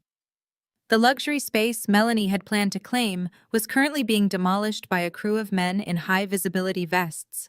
They had absolutely nothing left to steal. I turned away from the window and walked through the vast empty space of my new home. The sun began to set, casting long, dramatic shadows across the bare floors. I ordered a premium steak dinner from a local steakhouse and sat cross-legged on the floor, eating gourmet food and drinking sparkling water in the quiet twilight. I felt no guilt. I felt no remorse. The toxic conditioning of my childhood, the relentless pressure to sacrifice my own stability for their comfort, had been completely purged from my system. I had executed a flawless exit strategy. The following morning, the building concierge called up to announce the arrival of my professional movers. For the next 6 hours, the penthouse was a hive of controlled activity. The heavy custom furniture I had ordered weeks in advance was carefully unwrapped and assembled. A sleek modular sofa anchored the living room facing the panoramic city views. A massive oak dining table occupied the space adjacent to the kitchen. My home office was established in the second bedroom, featuring ergonomic leather seating, multiple high-definition monitors, and a solid walnut executive desk. I directed the crew with precise instructions, ensuring every piece of furniture, every rug, and every lamp was placed exactly where I wanted it.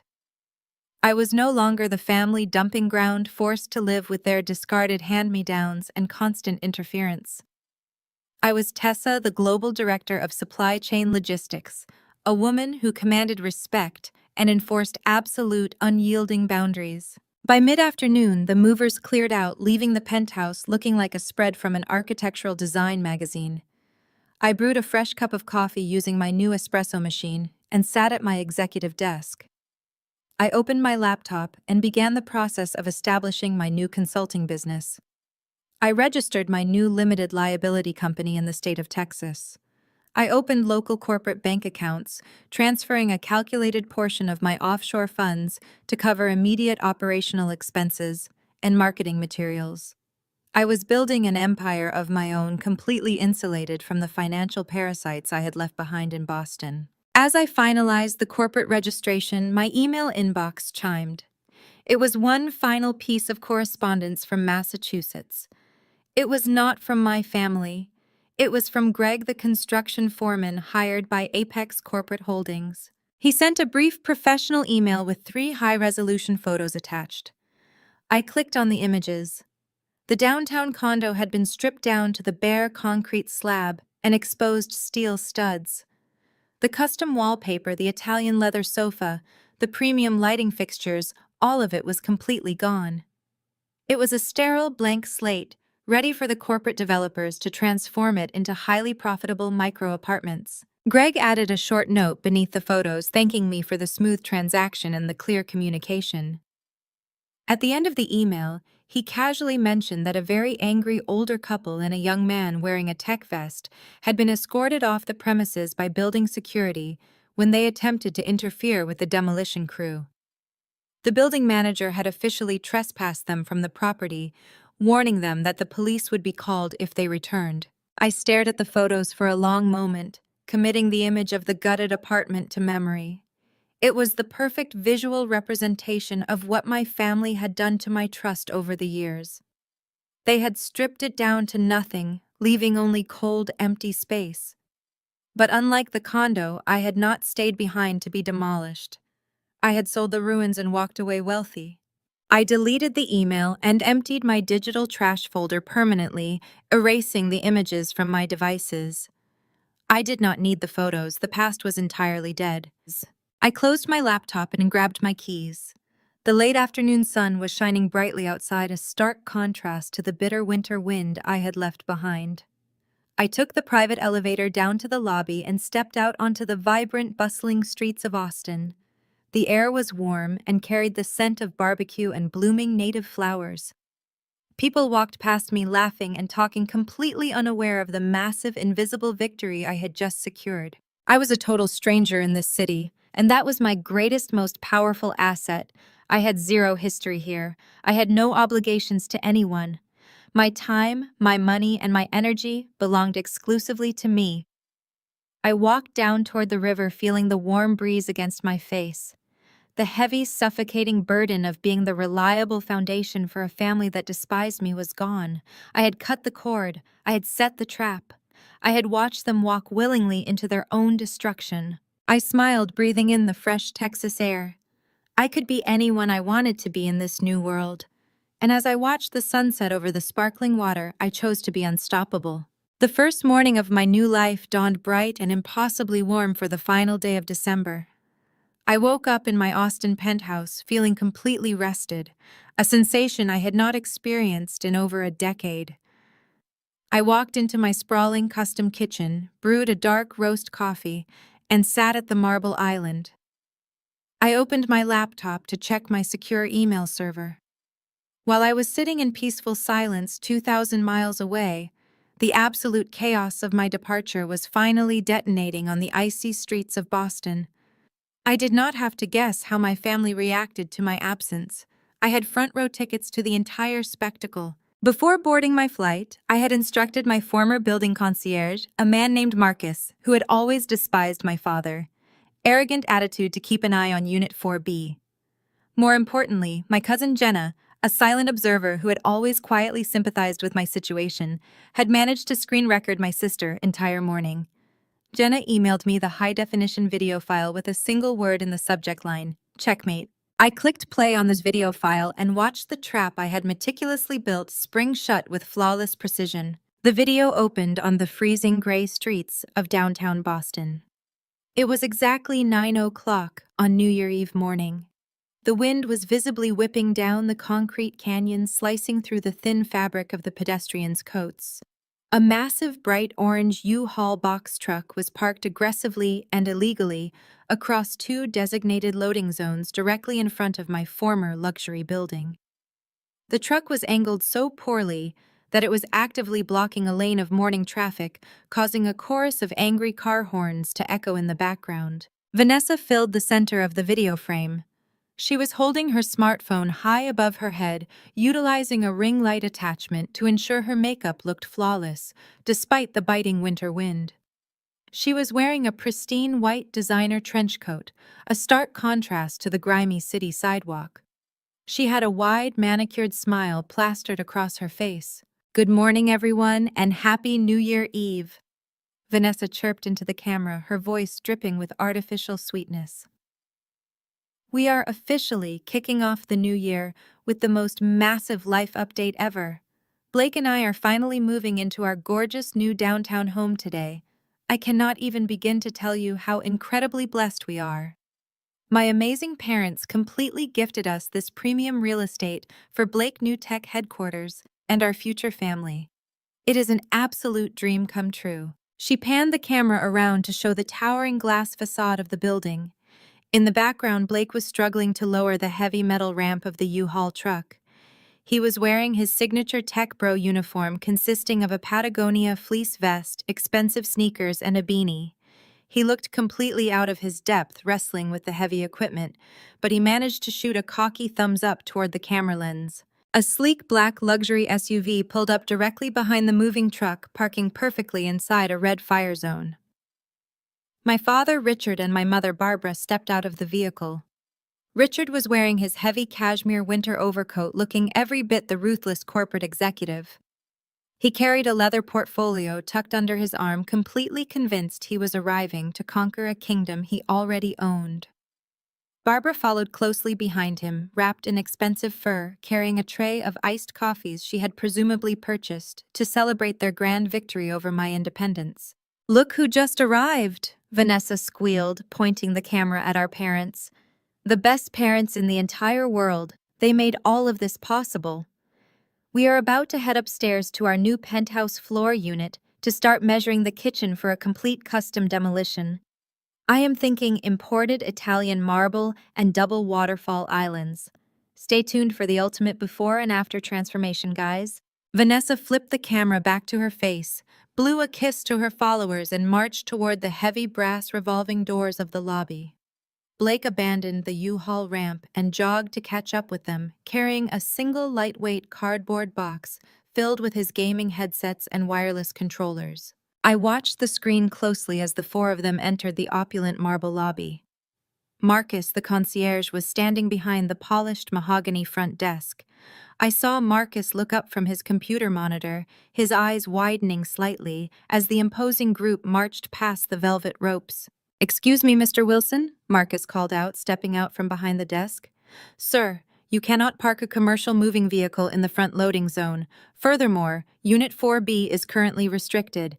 We do not have you on the authorized access list for today." My father did not even break his stride. He waved a dismissive hand in the air, treating Marcus like an annoying insect. "We are family," Richard barked, his voice echoing off the marble pillars. "We own the unit. Do not bother us with your bureaucratic nonsense today, Marcus. We have a lot of heavy lifting to do, and I am not in the mood for an argument." Marcus stopped walking. He crossed his arms over his chest and watched them step into the private resident elevator.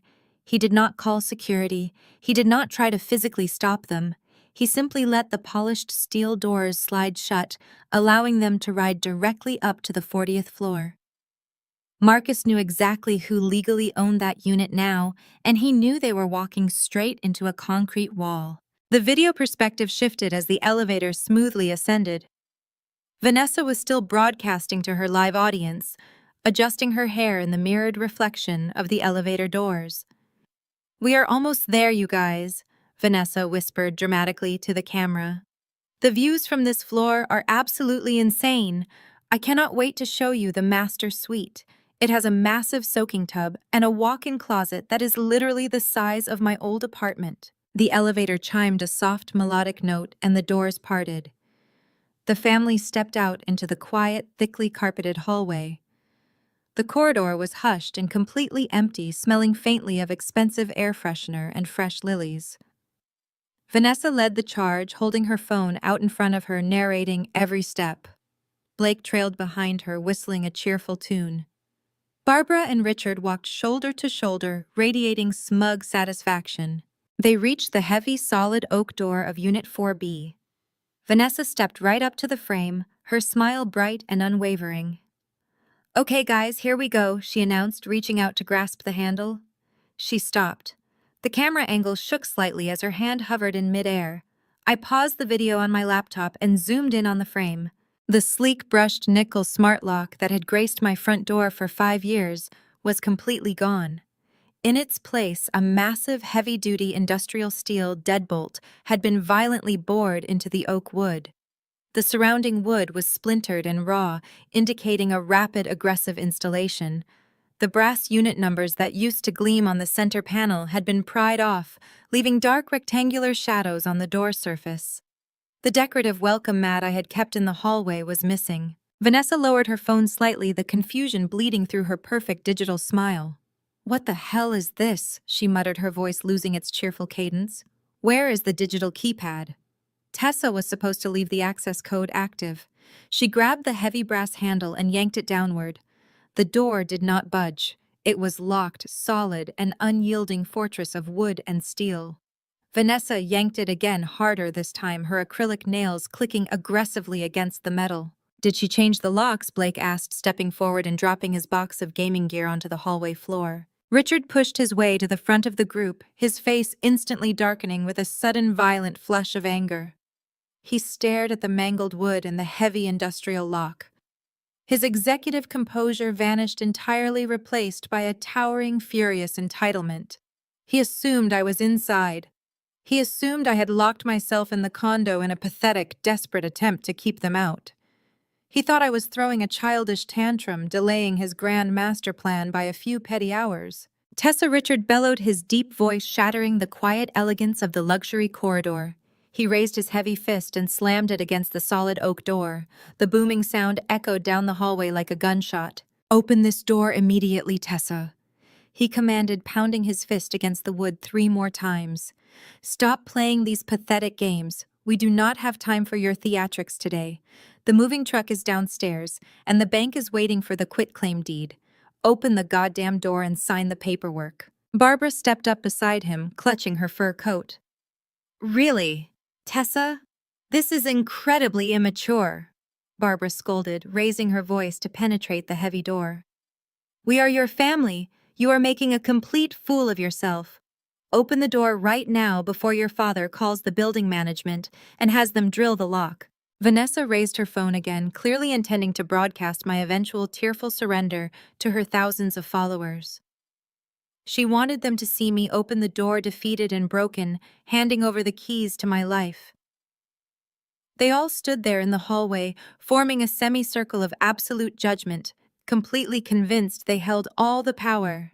They expected a crying broken woman to answer their summons. Instead, they heard a loud, heavy mechanical clack echo from the other side of the door. The massive steel deadbolt disengaged with a solid metallic thud. The brass handle turned slowly. Richard crossed his arms, taking a dominant wide stance, prepared to unleash a barrage of verbal abuse the second I showed my face. The heavy oak door swung inward, but it was not me standing in the doorway. It was a man named Greg. He was a massive, burly construction foreman standing easily 6 feet 4 inches tall, with shoulders as wide as a refrigerator. He was wearing a bright neon yellow, high-visibility safety vest over a sweat-stained gray thermal shirt. A battered white hard hat sat low on his forehead, casting a shadow over his thick, unruly beard. His heavy, steel-toed work boots were covered in thick white drywall dust. He was gripping a battered metal clipboard in one massive hand and a heavy black crowbar in the other. Behind him, the elegant luxury condo my family had expected to claim was entirely gone. The air inside the unit was thick with a hazy cloud of pulverized drywall and sawdust. The sound of high-powered reciprocating saws and heavy sledgehammers echoed from the back bedrooms. The expensive Brazilian hardwood floors had been completely ripped up, exposing the raw concrete subfloor below. The custom kitchen island my sister had planned to redesign was nothing but a pile of shattered lumber and exposed plumbing pipes. Greg stood in the doorway, filling the entire frame. He looked down at my father, his eyes narrowing in sheer, unadulterated annoyance. He did not look like a man who cared about executive authority. He looked like a man who was severely behind schedule on a major demolition project. Greg wiped a streak of gray dust from his forehead with the back of his hand and stared at the shocked, perfectly dressed family standing in the hallway. "Can I help you?" Greg asked, his voice a deep, gravelly rumble that sounded like grinding stones. "We are running a live demolition zone in here, buddy. You need a hard hat and an authorized corporate badge to be on this floor." The trap was sprung. The steel jaws snapped shut. And watching from my penthouse in Texas, I took a slow, deeply satisfying sip of my coffee. The flight from Boston to Austin was the quietest 4 hours of my life. I sat in my spacious first-class seat watching the frozen gray landscape of my past give way to the sprawling, sun-baked plains of Texas. When the plane touched down, I did not have a single knot of anxiety in my stomach. The heavy, suffocating burden of being the family resource, the reliable foundation, the silent victim was completely gone. I collected my travel bag and took a premium car service directly to my new luxury penthouse. Walking into the massive empty space was entirely surreal. The floor-to-ceiling windows offered a stunning panoramic view of the Colorado River and the vibrant city skyline.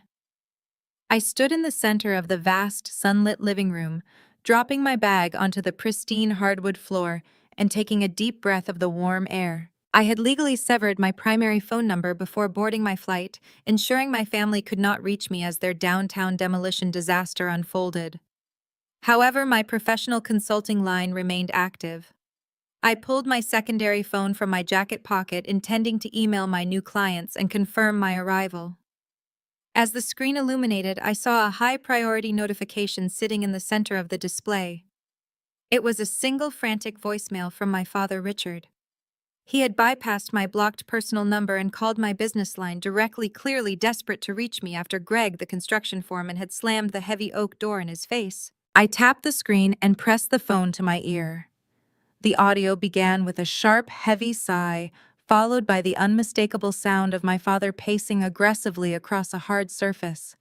He was attempting to sound authoritative, but the thin, reedy edge of absolute panic was bleeding right through his usual executive baritone. Tessa, stop playing these ridiculous games and call me back immediately. My father demanded, his voice echoing slightly in the recording. This is not the time for your temper tantrums. We are at a critical juncture and you are holding up family business. We need you to sign a quitclaim deed tomorrow morning.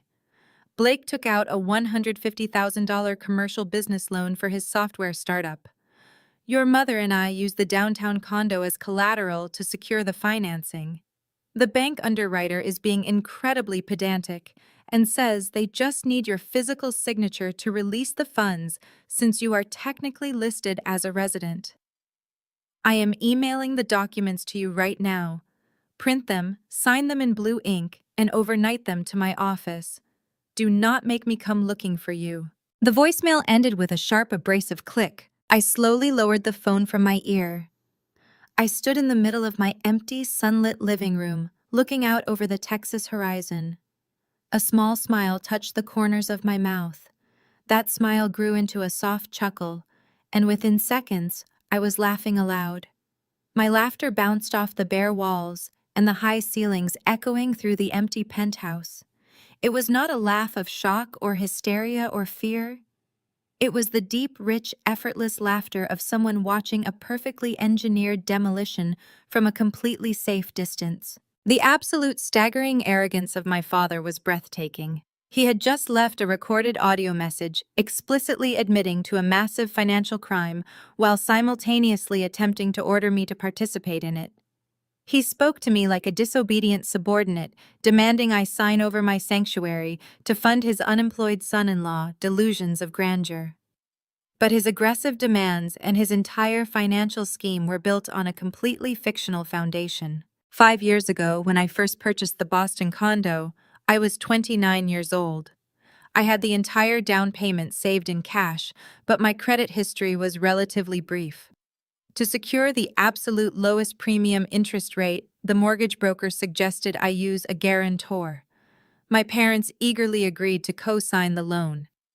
They did not contribute a single dollar to the down payment. They never paid a single cent toward the monthly mortgage, the property taxes, the insurance, or the expensive homeowners association fees. But they weaponized that co-signer status instantly and relentlessly. For half a decade, my mother used their names on the original paperwork as a constant hanging threat. If I refused to host exhausting family holidays, or if I pushed back against Melanie, endless entitled demands, my mother would sharply remind me that she and my father technically owned my home. They would threaten to force a sale at any moment if I did not fall in line and obey their directives. They held that signature over my head like a guillotine, expecting me to live in perpetual fear of losing my home. What they did not know was that 2 years ago, my career trajectory had skyrocketed. I was promoted to Global Director of Supply Chain Logistics for a major firm. That promotion came with a massive performance bonus and a highly significant salary increase. The very first thing I did with that sudden influx of capital was march directly into a different commercial bank. I aggressively paid down the principal balance of the condo by 40% and completely refinanced the property entirely into my sole name. I sat in a quiet, glass-walled office 2 years ago and watched a bank notary stamp the official paperwork dissolving the original shared loan and establishing me as the singular exclusive owner of the asset. I legally stripped my parents' names from the deed 24 months ago. I never told them I did it. I knew that keeping them under the illusion of control was the easiest, safest way to manage their toxic behavior while I planned my ultimate exit strategy. They were so blinded by their own superiority and their unwavering belief in my submissiveness that they never once bothered to check the county property records. They just assumed I would always remain their dependent, vulnerable asset. And now that staggering, blind arrogance had driven them straight off a massive legal cliff. I walked over to the sleek marble kitchen island and set my phone down, tapping the screen to replay the voicemail. I listened to my father's words again, methodically dissecting the monumental legal jeopardy he had just voluntarily placed himself in. He and my mother had confidently walked into a commercial lending institution. They had sat across from a loan officer and willfully presented fraudulent financial statements. They had legally pledged a $500,000 piece of premium real estate as collateral for a $150,000 commercial loan. They had claimed complete ownership of an asset they had not possessed for 2 entire years. They had leveraged a property they had absolutely no legal right to touch simply to fund Blake's entirely fictional tech empire. That was not a simple administrative misunderstanding. That was not a minor family dispute over living arrangements. Pledging an unowned asset to secure commercial funding was textbook federal bank fraud. It was wire fraud. It was a willful criminal misrepresentation on a commercial loan application. And the trap they had walked into was even deeper and far more lethal than my father realized. He genuinely thought the bank was just being pedantic by asking for my signature. He assumed I was merely a resident whose name needed to be cleared from the secondary paperwork to satisfy a cautious underwriter. The reality was that the bank underwriter had pulled the official title search and realized my father was not on the deed at all. The underwriter saw my name as the sole legal owner and told my father he needed my direct authorization to proceed. My father, in his infinite hubris, thought he could simply bully me into signing a quitclaim deed, transferring my sole ownership over to him so he could finalize the fraud and secure the cash. But my father was missing the final fatal piece of the puzzle. As of 3 days ago, when the Apex Corporate Holdings wire transfer cleared my offshore account, I was no longer the owner of that condo either. If my father successfully forged my signature or attempted to aggressively push this commercial loan through the system, he would not just be stealing from his daughter. He would be attempting to place a fraudulent lien on a property currently owned by a multi-billion-dollar corporate real estate holding company. Apex Corporate Holdings had a legal team that would absolutely decimate anyone who tried to encumber their freshly acquired premium asset. My parents and Blake had unknowingly initiated a financial war against a corporate giant that would not hesitate to involve federal prosecutors and demand severe criminal penalties. I did not call my father back. I did not text him to warn him of the impending disaster. I did not scream or cry or ask how he could betray me so deeply by trying to steal my home. I was entirely past the point of seeking their love, their approval, or their understanding. I was operating purely on cold, clinical strategy. I tapped the screen of my phone and downloaded the voicemail audio file directly to my secure encrypted cloud storage. I opened my email application and created a new priority message. I typed in the address of my personal attorney, a ruthless corporate litigator based in Manhattan, who had flawlessly helped me structure my offshore accounts and navigate the Apex acquisition. I attached the audio file of my father voicemail to the email. I kept my message incredibly concise, strictly outlining the legal reality of the situation without a single ounce of emotion. I typed the following words with steady, precise keystrokes. Attached is an audio recording received today from my father, Richard. In this recording, he explicitly admits to attempting to secure a commercial business loan for his son-in-law, using my former Boston property as collateral. As you know, my parents were legally removed from that property deed 24 months ago. Furthermore, the property is now legally owned by Apex Corporate Holdings. My family is actively attempting to commit commercial bank fraud, and they are demanding I sign a quitclaim deed to facilitate their crime. Please archive this audio file for our records. Draft a formal cease and desist letter to my parents and Blake detailing their fraudulent actions. Inform them that any further attempts to leverage my former property or contact me regarding this illegal loan will result in immediate notification to the federal banking authorities and the Apex corporate legal team. I read over the email one time, verifying the cold professional tone. I was not asking my lawyer to protect me emotionally. I was instructing him to lock the iron gates around my new life and arm the security system. I forwarded the recording of his bank fraud confession directly to my legal counsel, hitting send without a single ounce of hesitation. The email vanished into cyberspace, carrying the final definitive blow to my family illusions. They had expected me to be a subservient victim crying in a cheap apartment while they stripped my life for parts. Instead, they were about to receive a certified legal notice informing them that their golden child Blake had led them directly into a federal fraud investigation. I walked back to the windows and looked out at the bright Texas sky. The trap was perfectly set, the evidence was secured, and I was completely free. I watched my father face contort on the high-definition video file my cousin Jenna had so helpfully provided. The sharp lines of his executive confidence completely dissolved, replaced by a volatile, sputtering rage. He genuinely could not comprehend that a blue-collar construction worker was denying him entry to what he considered his personal kingdom. Richard stepped forward, throwing his shoulders back and attempting to use his physical size to intimidate the foreman. He pointed a perfectly manicured finger directly into Greg's thick chest. "Who are you?" Richard demanded, his voice echoing shrilly in the corridor. "Get out of my daughter house right now before I have building security forcibly remove you and your entire crew. This is a private residence and you are trespassing." Greg did not even flinch. He stood firmly planted in the doorway, shifting his heavy metal clipboard from his right hand to his left. A slow, booming laugh erupted from deep within his chest, vibrating through the hallway. He looked at my father with the amused pity reserved for a completely delusional child. "Your daughter house," Greg repeated, a wide grin visible beneath his dusty beard. "Buddy, you have got the wrong address. The lady who owned this unit sold this place to Apex Corporate Holdings 3 days ago in a straight cash deal. It is commercial property now. We are gutting it down to the bare studs to build luxury micro-apartments for corporate rentals. We hold the master permits and the municipal demolition licenses. You do not own anything here. Now move your U-Haul.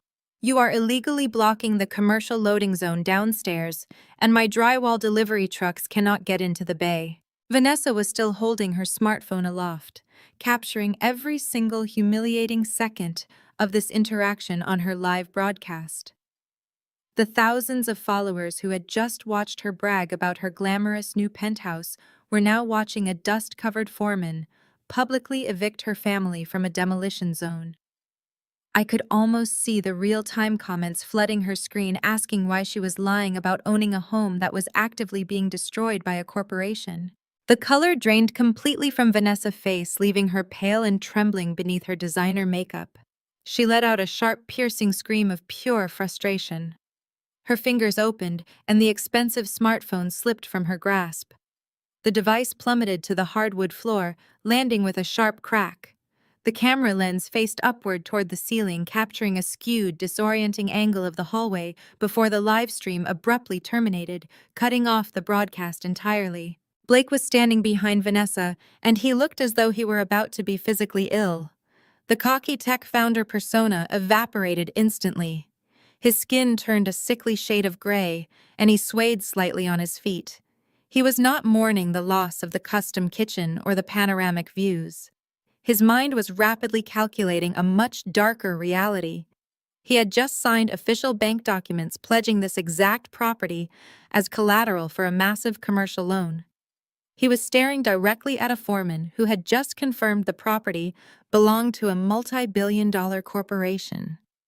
Blake was suddenly realizing that he had unknowingly committed federal wire fraud. Barbara reacted exactly as she always did when faced with a situation she could not control. She panicked and immediately sought to blame me. She shoved her tray of iced coffees blindly toward Richard, spilling dark liquid across the pristine carpet. She dug frantically into her expensive fur coat, retrieving her phone. Her fingers jabbed aggressively at the screen, dialing my personal number. I sat at my marble kitchen island in Austin and watched my secondary phone illuminate. The screen flashed, displaying an incoming call from my mother. It rang exactly once before my automated block feature routed it directly to the digital void. It went straight to voicemail. Barbara dialed again, and again, and again. The video file from Jenna ended there, freezing on a final frame of my family standing in the dusty hallway, completely paralyzed by their own catastrophic failure. I closed my laptop, feeling a profound sense of tranquility wash over my entire body. I picked up my secondary phone and walked out onto the massive wrap-around balcony of my penthouse. The morning air in Texas was crisp and beautiful, completely devoid of the biting ice that was currently punishing Boston. I leaned against the heavy glass railing, looking out over the winding blue curve of the Colorado River. The city of Austin stretched out below me, a vibrant canvas of green parks and towering skyscrapers. I was completely unburdened. I glanced down at the phone in my hand. The screen was lighting up in rapid succession. The red notification bubble hovering over my call application began to climb at a staggering pace. It hit 10 missed calls within a minute, then 20, then 50. By the time I sat down in one of my plush outdoor lounge chairs, the counter had reached exactly 89 missed calls. The barrage was relentless. They were frantically rotating through their devices. Calls from my mother, calls from my father, calls from Vanessa, calls from Blake. When the calls repeatedly failed to connect, they resorted to leaving a mountain of desperate, furious voicemails. I decided to listen to them. I viewed it as a final victory lap, an auditory confirmation that the chains binding me to their toxicity were permanently severed. I tapped the first audio file, placing the phone on speaker and setting it on the glass patio table. My father's voice filled the warm Texas air, vibrating with an unhinged primal rage. He was practically screaming into his phone, his words tripping over each other in his haste to threaten me. "Tessa, you vindictive, ungrateful little brat," Richard bellowed. "Who do you think you are dealing with? I am your father, and you do not get to play these illegal games with me. You stole family property. That condo was a family asset, and you had absolutely no right to liquidate it without my explicit authorization. I co-signed that original mortgage, and I am calling my legal team right now. We are going to sue you for everything you have. We are going to freeze your offshore accounts and drag you back to Boston. You have humiliated your sister, and you have embarrassed me in front of the building staff. Call me back right now, or I am calling the police and reporting the property stolen." I smiled, taking a slow sip of my coffee. The sheer delusion required to believe he owned an asset he had not paid a dime toward in 5 years was staggering. His legal threats were completely toothless. The property had been solely in my name for 24 months. He had zero legal standing, and his expensive lawyers would laugh him out of their offices the moment they pulled the county deed records. I deleted the message and played the next one. It was Barbara. Her voicemail was a masterclass in weaponized maternal guilt. She was openly sobbing, her breath hitching dramatically into the microphone. She was laying the emotional manipulation on as thickly as possible, completely convinced that her tears would force me into submission. "Tessa, how could you do this to your own flesh and blood?" Barbara wailed. "You are a monster. You are an absolute monster. Vanessa is sitting in the lobby of this building having a complete panic attack. She is pregnant, Tessa. Your sister is carrying a child, and you just made her homeless on New Year Eve. Where is she supposed to live? Where is Blake supposed to build his company? You have destroyed our family over some petty, selfish grudge. You have ruined everything. You need to fix this right now. You need to call that corporate buyer and buy the condo back. If you do not call me immediately, you are dead to me. Do you hear me? You are completely dead to this family." I reached out and deleted her message with a swift swipe of my thumb. The irony of her threat was beautiful. She was threatening to cut me off, failing to realize that I had already excised them from my life with surgical precision. They could not abandon me because I had already left. I scrolled down to the very last voicemail in the queue. It was from Blake. I tapped the play icon, expecting another round of arrogant tech bro demands or furious whining about his ruined office space. But the voice that echoed from the small speaker was none of those things. Blake was not angry. Blake was absolutely terrified. He was hyperventilating, his breath coming in short, rapid gasps. The background noise indicated he was no longer in the luxury condo building. He sounded like he was standing on a busy street corner, completely isolated from the rest of the family. He spoke in a frantic, rushed whisper, his voice trembling violently. "Tessa," Blake stammered, the panic choking his words. "Tessa, please, you have to answer the phone. Please pick up. I do not care about the condo. Forget the condo.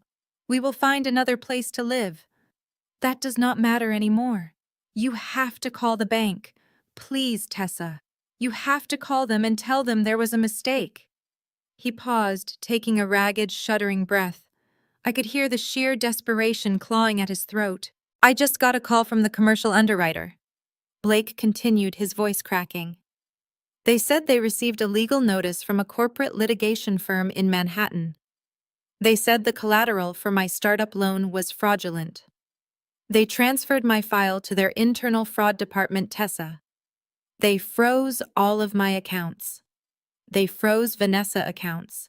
They froze your parents' checking accounts. They said they are required by federal law to report the application to the authorities. Tessa, please, they are talking about wire fraud. They are talking about prison time. Please, you have to fix this. You have to tell them it was a misunderstanding. Please call me back. Please.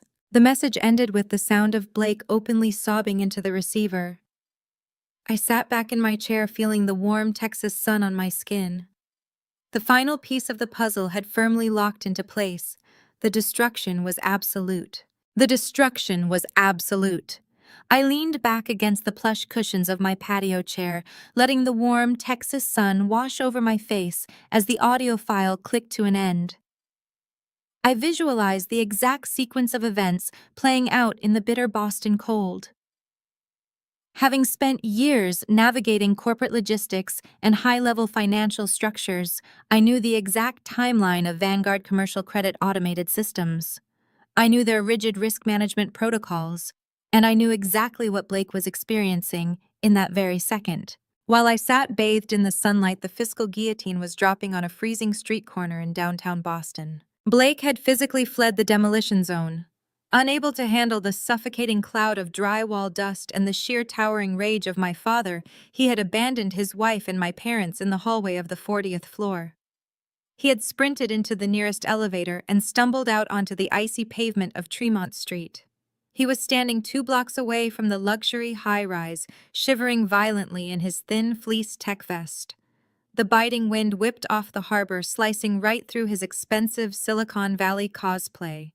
He was hyperventilating, his breath pluming in frantic white clouds in the freezing air. His heart was hammering against his ribs like a trapped bird. His smartphone vibrated aggressively in his pocket. He snatched it with numb, trembling fingers, praying to see my name on the screen. He desperately hoped I was calling to tell him it was all a bizarre prank, a massive misunderstanding that could be cleared up with a simple apology. Instead, the caller ID displayed the austere corporate logo of Vanguard Commercial Credit.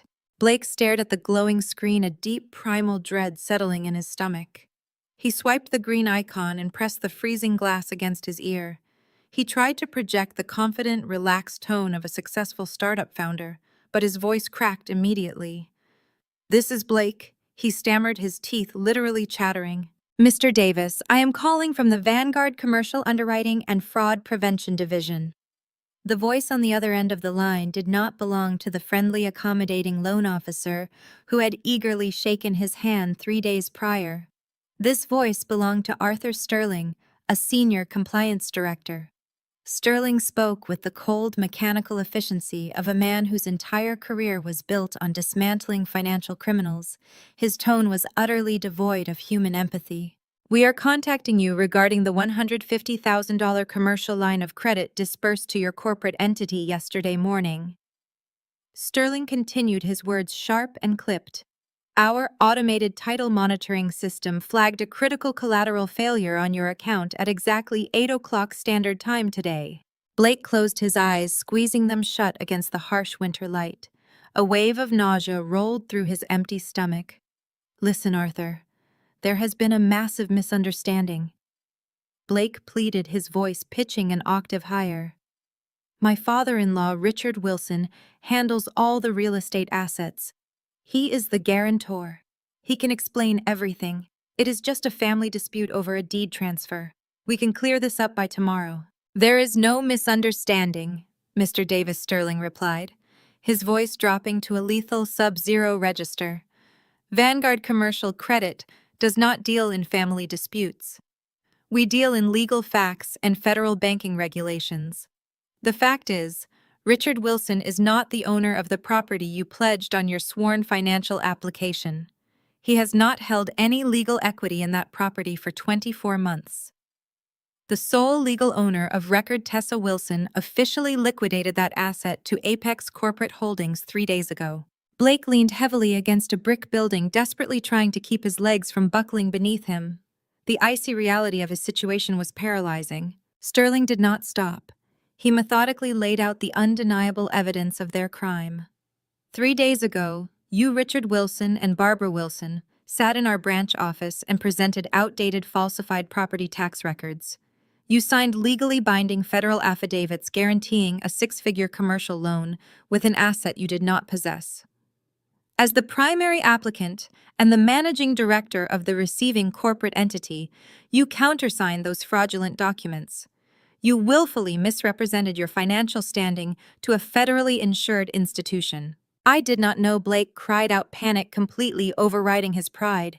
I swear to you, I did not know. Richard told me he owned the condo. He told me it was family property.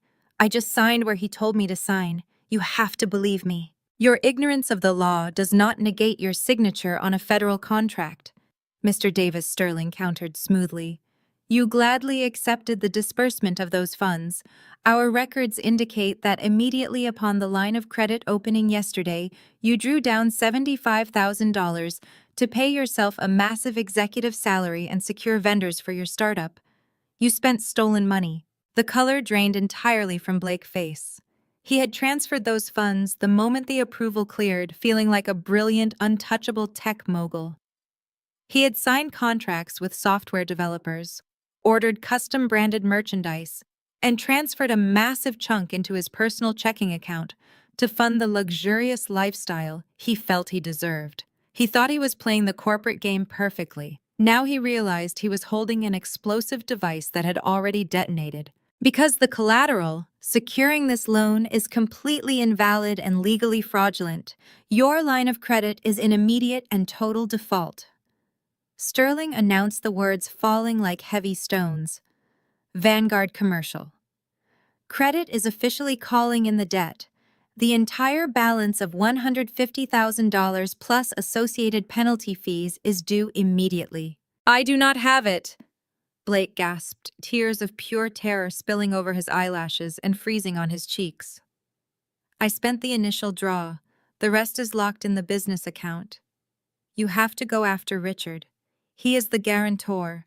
He has money. He has a massive investment portfolio. Bill him. You have to bill him. We are well aware of Mr. Wilson's status as your unconditional financial guarantor, Sterling replied, the chilling competence in his voice never wavering. Vanguard Fraud Department initiated aggressive asset reclamation protocols the second your file hit my desk. Since Richard and Barbara Wilson willingly signed as guarantors on a fraudulent loan application, we are legally entitled to secure their secondary assets to cover the immediate default. Blake stopped breathing. The street traffic roaring past him seemed to fade into muted static. We are not sending them a bill, Mr. Davis Sterling stated, delivering the final crushing blow.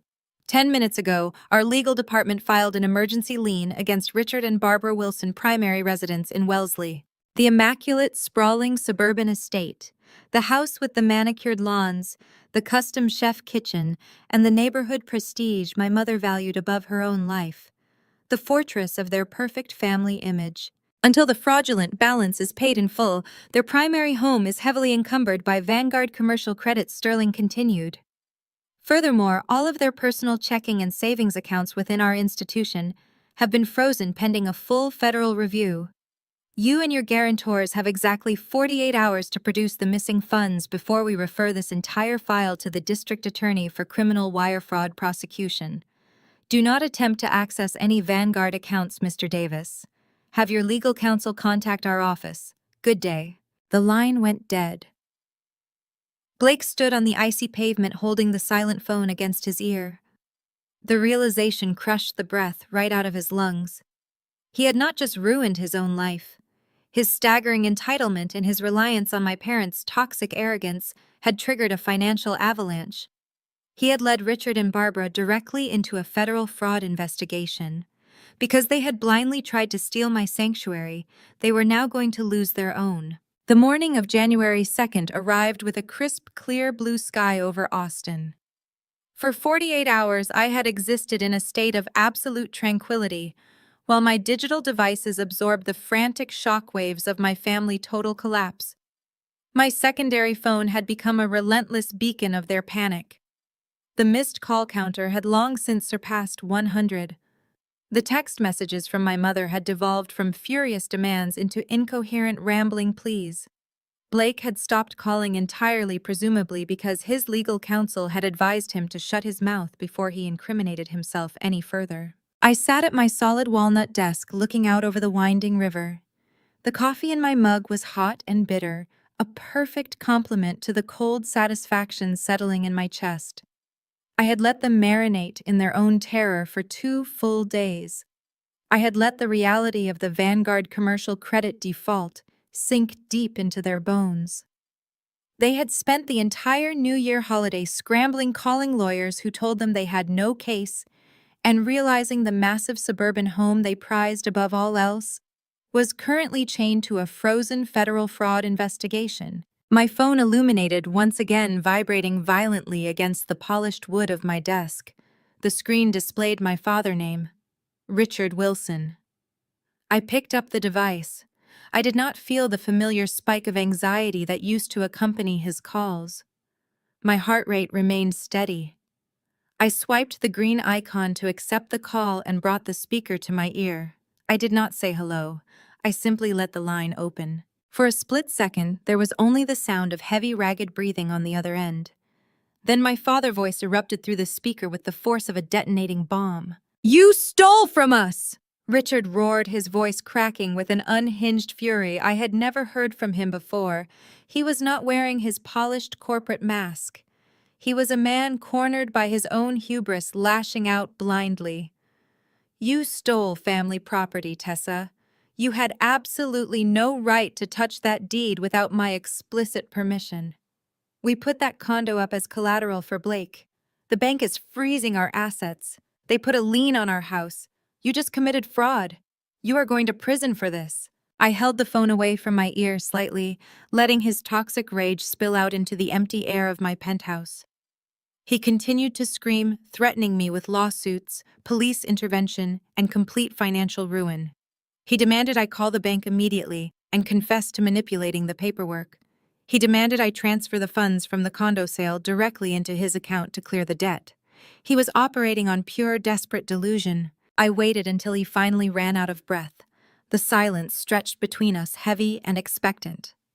"No, Dad," I said, my voice dropping to a register of absolute ice-cold certainty. "I did not commit fraud.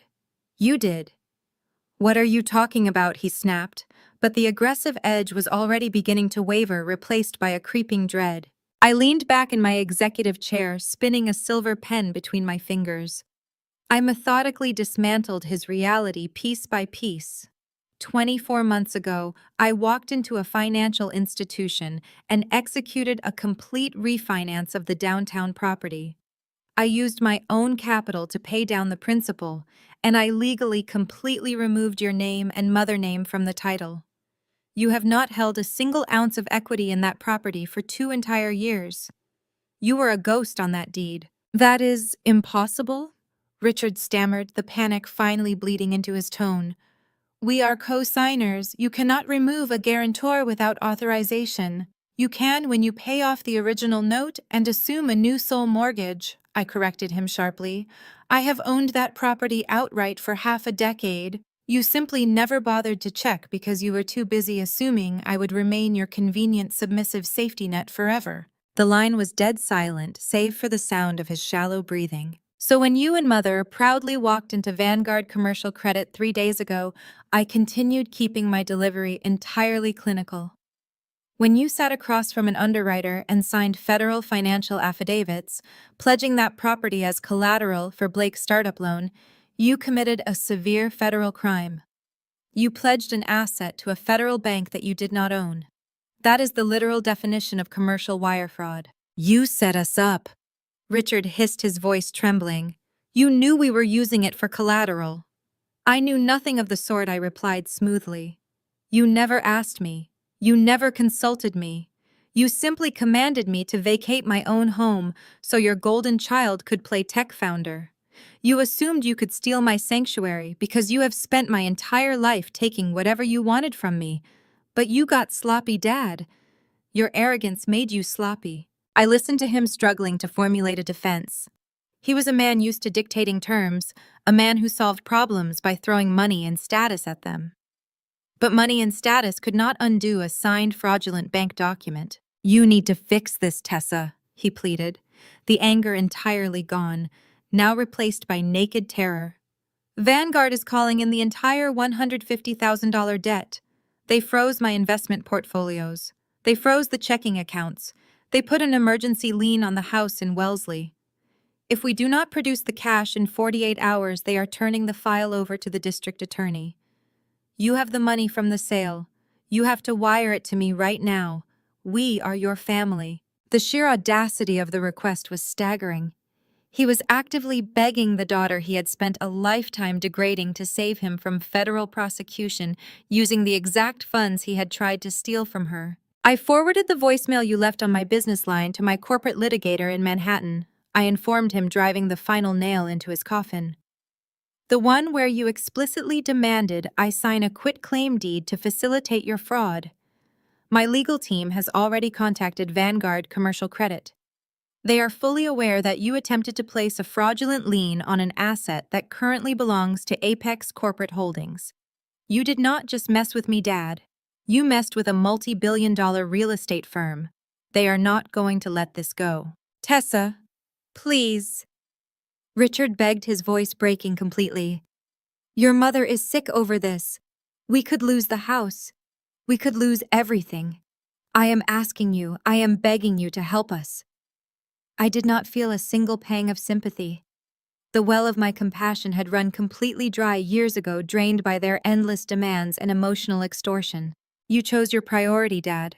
I said, my voice devoid of any emotion. You chose Blake and Vanessa. You chose to fund their delusions with my stability. Now you get to experience the consequences of your own investment strategy. Do not ever contact me again. Before I could disconnect the call, a chaotic cacophony of sound erupted in the background on his end of the line. It sounded like a physical altercation was taking place in their pristine suburban living room. I heard the crash of something heavy shattering against the floor, followed by a series of high-pitched, hysterical shrieks. Richard? Richard, do something. A woman wailed. It was Barbara. Her voice was shrill and panicked, stripped of all its usual country club refinement. They locked his accounts. Richard, the bank locked everything. Then, cutting cleanly through the static and the shouting, came the unmistakable sound of my sister Vanessa. She was not crying for the camera. She was not putting on a performative display of distress for her followers. She was experiencing a genuine visceral meltdown. Where are we supposed to live? Vanessa screamed, her voice tearing at the vocal cords. The sound was raw and jagged, filled with absolute, unadulterated terror. I could picture the scene perfectly. Vanessa and Blake standing in our parents' living room, their entire glamorous facade shattered into a million jagged pieces. The U-Haul truck was likely still parked outside, sitting idle and useless. They had been officially evicted from the downtown demolition zone. Blake's startup was dead under federal investigation before it even launched. Their accounts were frozen. Their credit was destroyed. The luxury lifestyle they had so eagerly anticipated was a smoking crater. Where are we supposed to go? Vanessa sobbed hysterically, her voice echoing through my phone speaker. The apartment lease is up. We gave them the keys. We have no money. Blake cards are declining. We have nowhere to go. We have absolutely nowhere to go. Her wailing continued, rising in pitch and intensity. She was pregnant. She was broke. She was entirely dependent on a husband who had just dragged her into a massive federal banking scandal, and parents who were currently facing the loss of their own heavily mortgaged estate. The perfect golden child had finally collided with reality, and the impact was utterly devastating. I sat on my sunlit balcony in Austin, listening to the symphony of their destruction play out over the cellular connection. I did not speak. I did not offer a single word of comfort or gloating. I simply pressed the red button on my screen, severing the connection and silencing their chaos forever. I set the phone face down on the glass table and picked up my coffee. It was still perfectly warm. The silence lasted exactly 14 seconds before the phone vibrated against the glass tabletop, shattering the peace of my Texas morning. The screen illuminated, displaying my father name once again. They were entirely out of options. They had hit a concrete wall of their own making, and the impact was breaking them apart. I took another slow sip of my perfectly warm coffee, letting the bitter roast coat my tongue before I reached out and tapped the green icon. I set the device back down on the table, leaving it on speakerphone. The audio feed from Boston was pure, unfiltered chaos. The background was filled with the echoing sounds of heavy machinery and the shouts of the demolition crew on the lower floors. But layered over that industrial noise was the ragged, hysterical sobbing of my sister. Vanessa was weeping with a violent intensity, gasping for air and practically screaming into the phone. "We have nowhere to go!" Vanessa wailed, her voice distorted by absolute panic. "The apartment is gone. The movers took all our furniture to a storage unit we cannot pay for. Blake cards are frozen. We have literally nowhere to go. What are we supposed to do with a baby coming? We have nowhere to live." I leaned forward, resting my elbows on my knees and staring out at the bright blue Austin sky. I spoke directly toward the microphone, my voice completely devoid of any sibling warmth or residual pity. "Vanessa, take a breath," I commanded. The sharp clinical authority in my voice shocked her into a momentary silence. A wet, shuddering gasp echoed through the speaker as she waited, desperately hoping I was about to offer her a lifeline. She genuinely believed I was about to invite her to Texas or wire her a massive sum of money to secure a new luxury lease. "There are some lovely studio apartments in the suburbs," I told her, my tone conversational and light, "just like Mom suggested for me. I hear the commute is character building. You and Blake should start looking at listings out by the interstate." A fresh wave of horrified sobbing erupted from Vanessa, but the phone was suddenly violently snatched away from her. The rustling of fabric and heavy breathing signaled that my father had taken control of the device. "Tessa, please," Richard pleaded. The sound of his voice actually made me pause. The arrogant, booming executive baritone was completely gone. The man who had spent my entire life barking orders and issuing ultimatums was suddenly reduced to a trembling, desperate beggar. The sheer terror in his throat was palpable. He was a man staring over the edge of a financial cliff, watching the ground crumble beneath his expensive leather shoes. "Tessa, you have to listen to me," Richard stammered, his words rushing together in a frantic stream. "I am begging you." "The bank placed a default lien on the Wellesley house. Your mother is having heart palpitations. They are going to initiate foreclosure proceedings if we do not clear Blake commercial loan immediately. We do not have the liquidity, Tessa. The stock market took a massive hit last quarter, and our cash reserves are tied up in restricted funds. The bank will not unfreeze anything until the $150,000 fraudulent balance is satisfied in full." I traced the rim of my coffee mug, remaining completely silent, letting him drown in his own admission of guilt. "I know about the sale," Tessa, Richard continued, his voice cracking with desperation. "I know you just liquidated the condo to Apex Corporate Holdings. You walked away with $479,000 in pure, untaxed cash. I know you have the money sitting in your accounts right now. I am asking you to grant us a loan."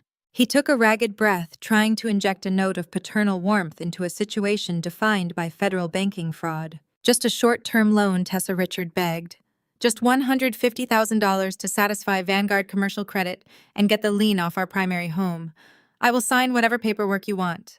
I will draft a legally binding promissory note with a high interest rate. We will pay you back every single cent. You have to do this for us. You have the power to stop this entire disaster right now with a single wire transfer. We are family, Tessa. We have a family trust. We have always supported each other, and right now we need you to demonstrate your loyalty to this family." I let out a short, sharp laugh. The sound was entirely joyless, cutting through the warm morning air like a scalpel. "Family trust." I repeated, testing the absolute absurdity of the phrase on my tongue. You want to invoke the concept of a family trust now. You want to talk about loyalty and mutual support. Let us talk about family trust, Dad. Let us take a brief walk down memory lane and review exactly how much trust and loyalty you have shown me. Richard fell dead silent on the other end of the line. Even Vanessa stopped her hysterical sobbing, sensing the lethal shift in my tone. When I was 19 years old, I worked double shifts at a diner that smelled like bleach and stale fryer grease, I said, keeping my voice measured and precise. I worked until my feet bled and my hands blistered. I saved exactly $4,000 in cash to buy a used blue Honda Civic so I could drive myself to my university classes instead of taking 2 different city buses. You insisted on putting the title in your name for insurance purposes, claiming it would save me money on my monthly premiums. I trusted you. I paused, visualizing the exact morning I had walked out of our suburban house to find my hard-earned car completely missing from the driveway. 12 months later, I continued, my voice turning to ice. You sold my car out from under me. You handed the keys to a stranger and took my $4,000 because Blake needed seed money for his very first failed tech venture.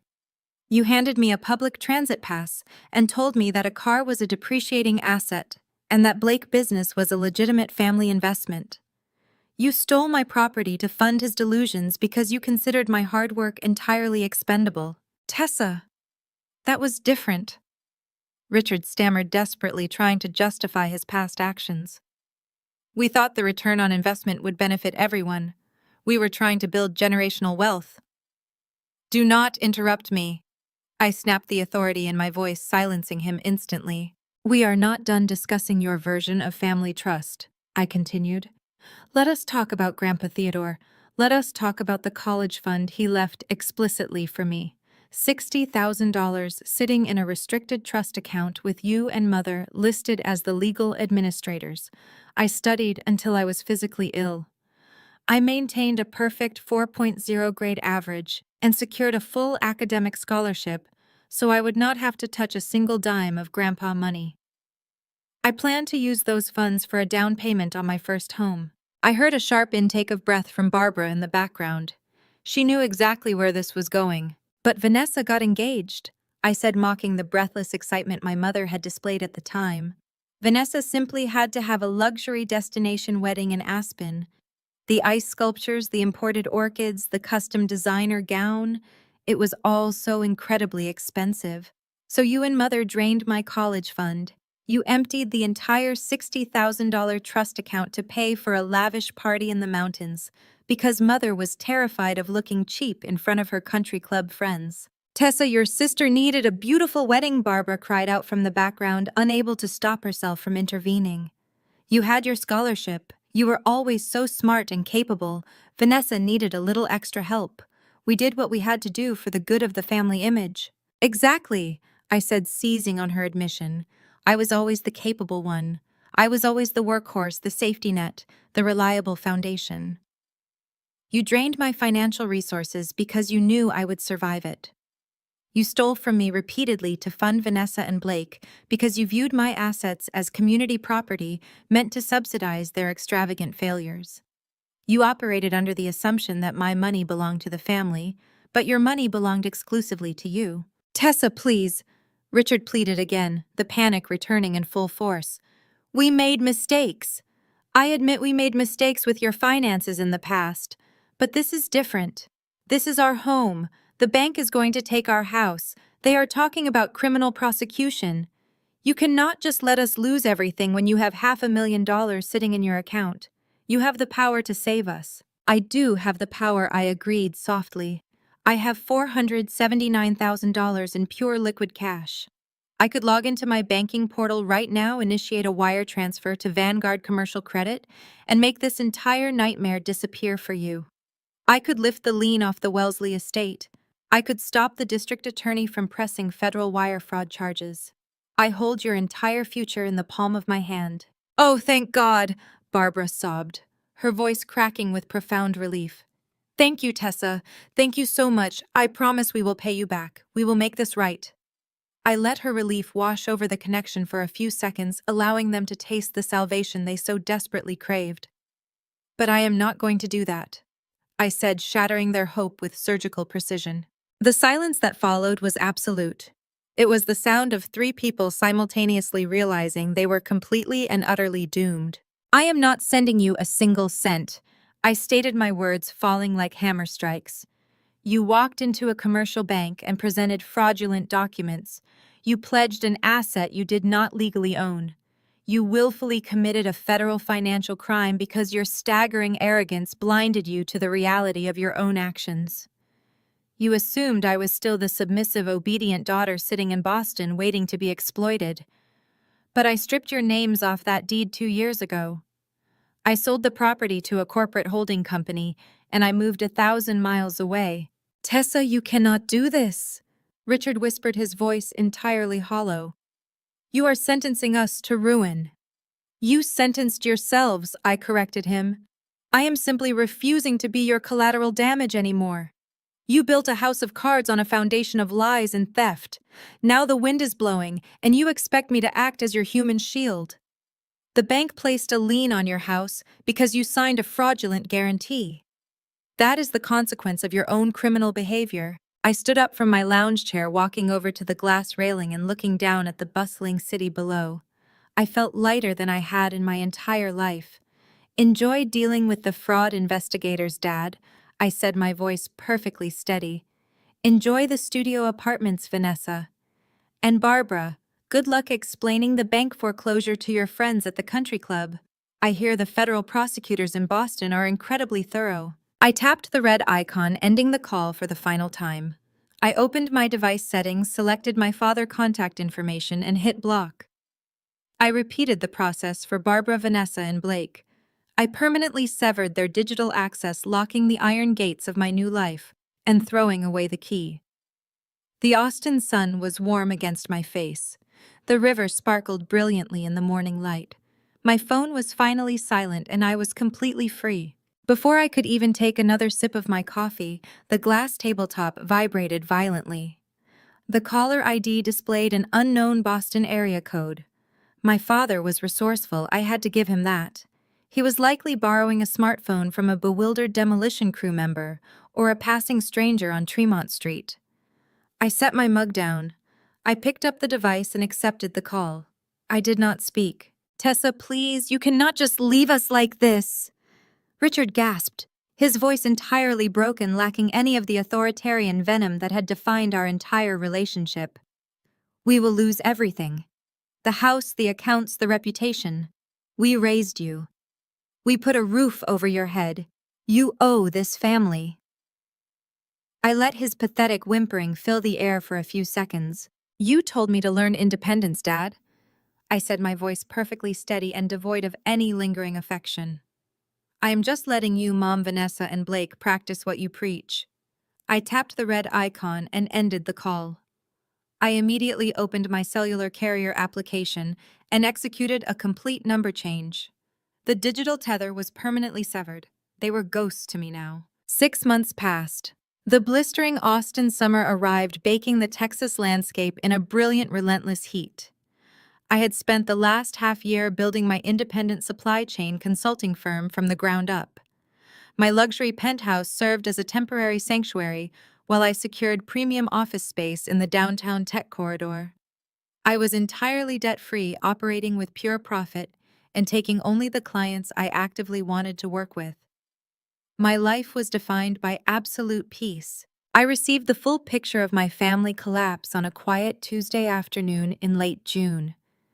I was sitting at my sleek glass desk reviewing a logistics contract when my office line rang. It was Sarah, an old college roommate who still lived in the Boston suburbs and occasionally ran in the same social circles as my mother.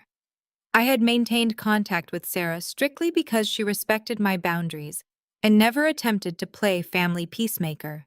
Tessa, you are not going to believe the absolute circus happening back here, Sarah said, her voice brimming with a mixture of shock and sheer entertainment. I know you told me you cut them off, but this is too good to keep to myself.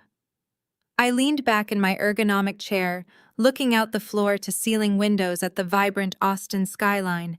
Tell me, I replied, my tone clinical and detached. Tone. Sarah launched into the spectacular implosion of the Wilson family. Vanguard Commercial Credit had not bluffed. When the 48-hour deadline expired, without the fraudulent balance being satisfied, the bank legal division brought down the hammer.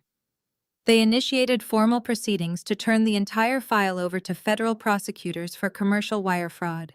To keep Richard and Blake out of a federal penitentiary, my parents had to immediately liquidate their assets to cover the $150,000 default plus staggering legal fees and institutional penalties. The frozen investment portfolios were entirely drained to satisfy the immediate cash demand. But it was not enough. They had to sell the Wellesley house, Sarah announced, dropping the ultimate bombshell. And they could not even wait for the spring market. They had to list it as a distress sale. It went for hundreds of thousands under market value to an all-cash buyer just so they could clear the bank emergency lien and avoid prosecution. I closed my eyes, picturing the pristine manicured lawns, the custom chef kitchen, and the sweeping mahogany staircase. That house was my mother's entire identity. It was her crown jewel, the physical manifestation of her perceived superiority over everyone else. Losing it in a frantic distress sale because of her own criminal hubris was a punishment far more severe than anything I could have ever orchestrated. Barbara tried to spin it to the country club women. Sarah continued laughing softly. She tried to tell everyone they were simply downsizing because the house was too empty without the girls. But everyone knew. The bank lien is public record, Tessa. The entire country club knows they committed fraud to fund Blake Fake Company. Barbara was essentially laughed out of the tennis pavilion. She resigned her membership 2 weeks later. The image of my mother packing her tennis skirts in disgrace and fleeing the country club was a stark contrast to the woman who had spent my entire life telling me I was an embarrassment. "What about Vanessa and Blake?" I asked, feeling a cold, detached curiosity. "That is the best part," Sarah said. "Blake's startup was completely blacklisted. No legitimate venture capital firm will touch him after Vanguard flagged him for fraudulent loan applications. He is currently working as a mid-level data entry clerk for a logistics company in the suburbs, and Vanessa had a complete public meltdown." According to Sarah, the loss of the downtown luxury condo and the subsequent financial ruin had entirely shattered Vanessa's carefully curated influencer image. She could no longer post aesthetic photos from a non-existent penthouse. She could no longer afford the designer maternity wear or the lavish brunch dates. The facade of the wealthy, successful tech wife completely disintegrated. "They are living in a cramped 2-bedroom rental out by the interstate," Sarah revealed, confirming that my final piece of advice to Vanessa had ironically become her reality. "The apartment does not even have in-unit laundry. Vanessa deleted her entire Instagram account last month. She just completely vanished from the internet. They are completely broke, Tessa." I thanked Sarah for the update and politely ended the call. I sat in my quiet, air-conditioned office, letting the profound weight of her words settle around me. My family had spent my entire life treating my resources as a communal slush fund. They had viewed my hard work as a convenient safety net, designed exclusively to catch them whenever their own extravagant failures sent them plummeting toward reality. They had stolen my first car to fund a bad investment. They had drained the college trust my grandfather specifically left for me to pay for a mountain wedding consisting of ice sculptures and imported orchids. They had demanded I sacrifice my financial future, my stability, and my home simply because they believed their desires were inherently more valuable than my existence. They had operated under the toxic assumption that I would always be there to absorb the impact of their terrible decisions. They believed that family loyalty was a one-way street where they took everything and I silently provided. But the moment I removed my safety net, the moment I stepped aside and allowed them to experience the full, unmitigated force of their own actions, they shattered. They did not have the resilience or the work ethic they had spent years demanding from me. When forced to rely entirely on their own merits and their own capital, they collapsed within a matter of days. Richard and Barbara were now living in a modest, downsized condominium, likely suffocating under the weight of their ruined social standing. Their retirement was entirely compromised. The golden child Vanessa was navigating motherhood in a cheap suburban rental, stripped of the unearned luxury she felt entitled to. Blake was grinding away in a cubicle, his grandiose visions of being a Silicon Valley titan permanently destroyed by his own willingness to commit wire fraud. They had absolutely nothing left but each other. And knowing the bitter competitive nature of my family, I knew they were likely tearing each other apart in that cramped misery, blaming everyone but themselves for their spectacular downfall. I stood up from my desk and walked over to the expansive windows. My office was located on the 30th floor, offering an unobstructed view of the Texas hill country. The sky was an endless brilliant blue, completely clear of any incoming storms. My consulting firm was currently vetting 3 new major corporate contracts. I was in the process of hiring a small dedicated team of supply chain analysts to handle the overflow of client requests. The cash from the Boston condo sale remained securely invested in diversified high-yield accounts, multiplying quietly in the background. I was completely financially secure, answering to no one but myself. There was no lingering guilt in my heart. Society places a massive, heavy burden on the concept of family, telling us that blood dictates an unbreakable bond, regardless of the abuse inflicted. For years, I had carried that burden, letting it crush my self-esteem and drain my bank accounts. I had believed that if I just worked harder, gave more, and complained less, I would eventually earn their respect. But walking away had been the ultimate revelation. My family did not hate me because I was a failure. They resented me because I was competent. My ability to survive and quietly succeed held a mirror up to their own glaring inadequacies.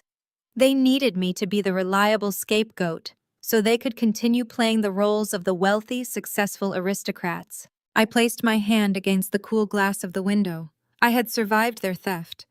I had survived their emotional manipulation. I had survived the constant draining comparisons. I had built an entire life out of the scraps they had left me. And when the time came, I had executed a flawless exit strategy that left them holding the bag for their own crimes. They had demanded I learn independence. They had weaponized the concept to justify stealing from me and abandoning me when I needed them. Now they were receiving a masterclass in exactly what independence looked like. It looked like a severed phone line. It looked like a locked door. It looked like facing the federal consequences of your own actions without a scapegoat to bail you out. I turned my back on the window and walked toward my desk, picking up a fresh file for a new client. The past was officially dead and buried. The wreckage of the Wilson family was entirely their own problem to manage. I had a business to run, a life to enjoy, and a future that belonged exclusively to me. Walking away from their toxic entitlement was the most valuable asset I ever acquired. I opened the file, smoothed the pages, and got to work completely and beautifully alone. Looking back at the wreckage of my family collapse from my office in Austin, the greatest lesson I learned was about the true definition of loyalty. For decades, I was conditioned to believe that family loyalty meant setting myself on fire to keep them warm. I was taught that my hard work, my savings, and my stability were communal assets designed to be drained whenever their reckless entitlement demanded it. But true loyalty is a reciprocal exchange. It is absolutely not an obligation to act as a human shield for someone else, arrogance, or criminal behavior. The hardest truth to accept was that they did not value me as a daughter or a sister. They valued my utility. They saw me as a safety net, an endless resource to fund their delusions of grandeur. Walking away from that toxic dynamic required more than just physical distance.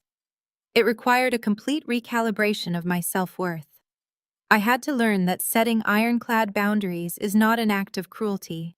It is an act of profound self-preservation. Financial independence was my ultimate weapon, but emotional independence was my true salvation. I stopped waiting for an apology that would never come and stopped trying to earn the respect of people who were fundamentally incapable of giving it. When I finally cut the cord and let them face the unmitigated consequences of their own actions, I did not just save my business and my assets. I saved myself. I built a life defined by peace where my success belongs entirely to me. If you are constantly exhausting yourself to earn the approval of family members who only view you as a resource, you have the absolute right to walk away. Protect your peace and your future. Share your experiences with setting hard boundaries in the comments below.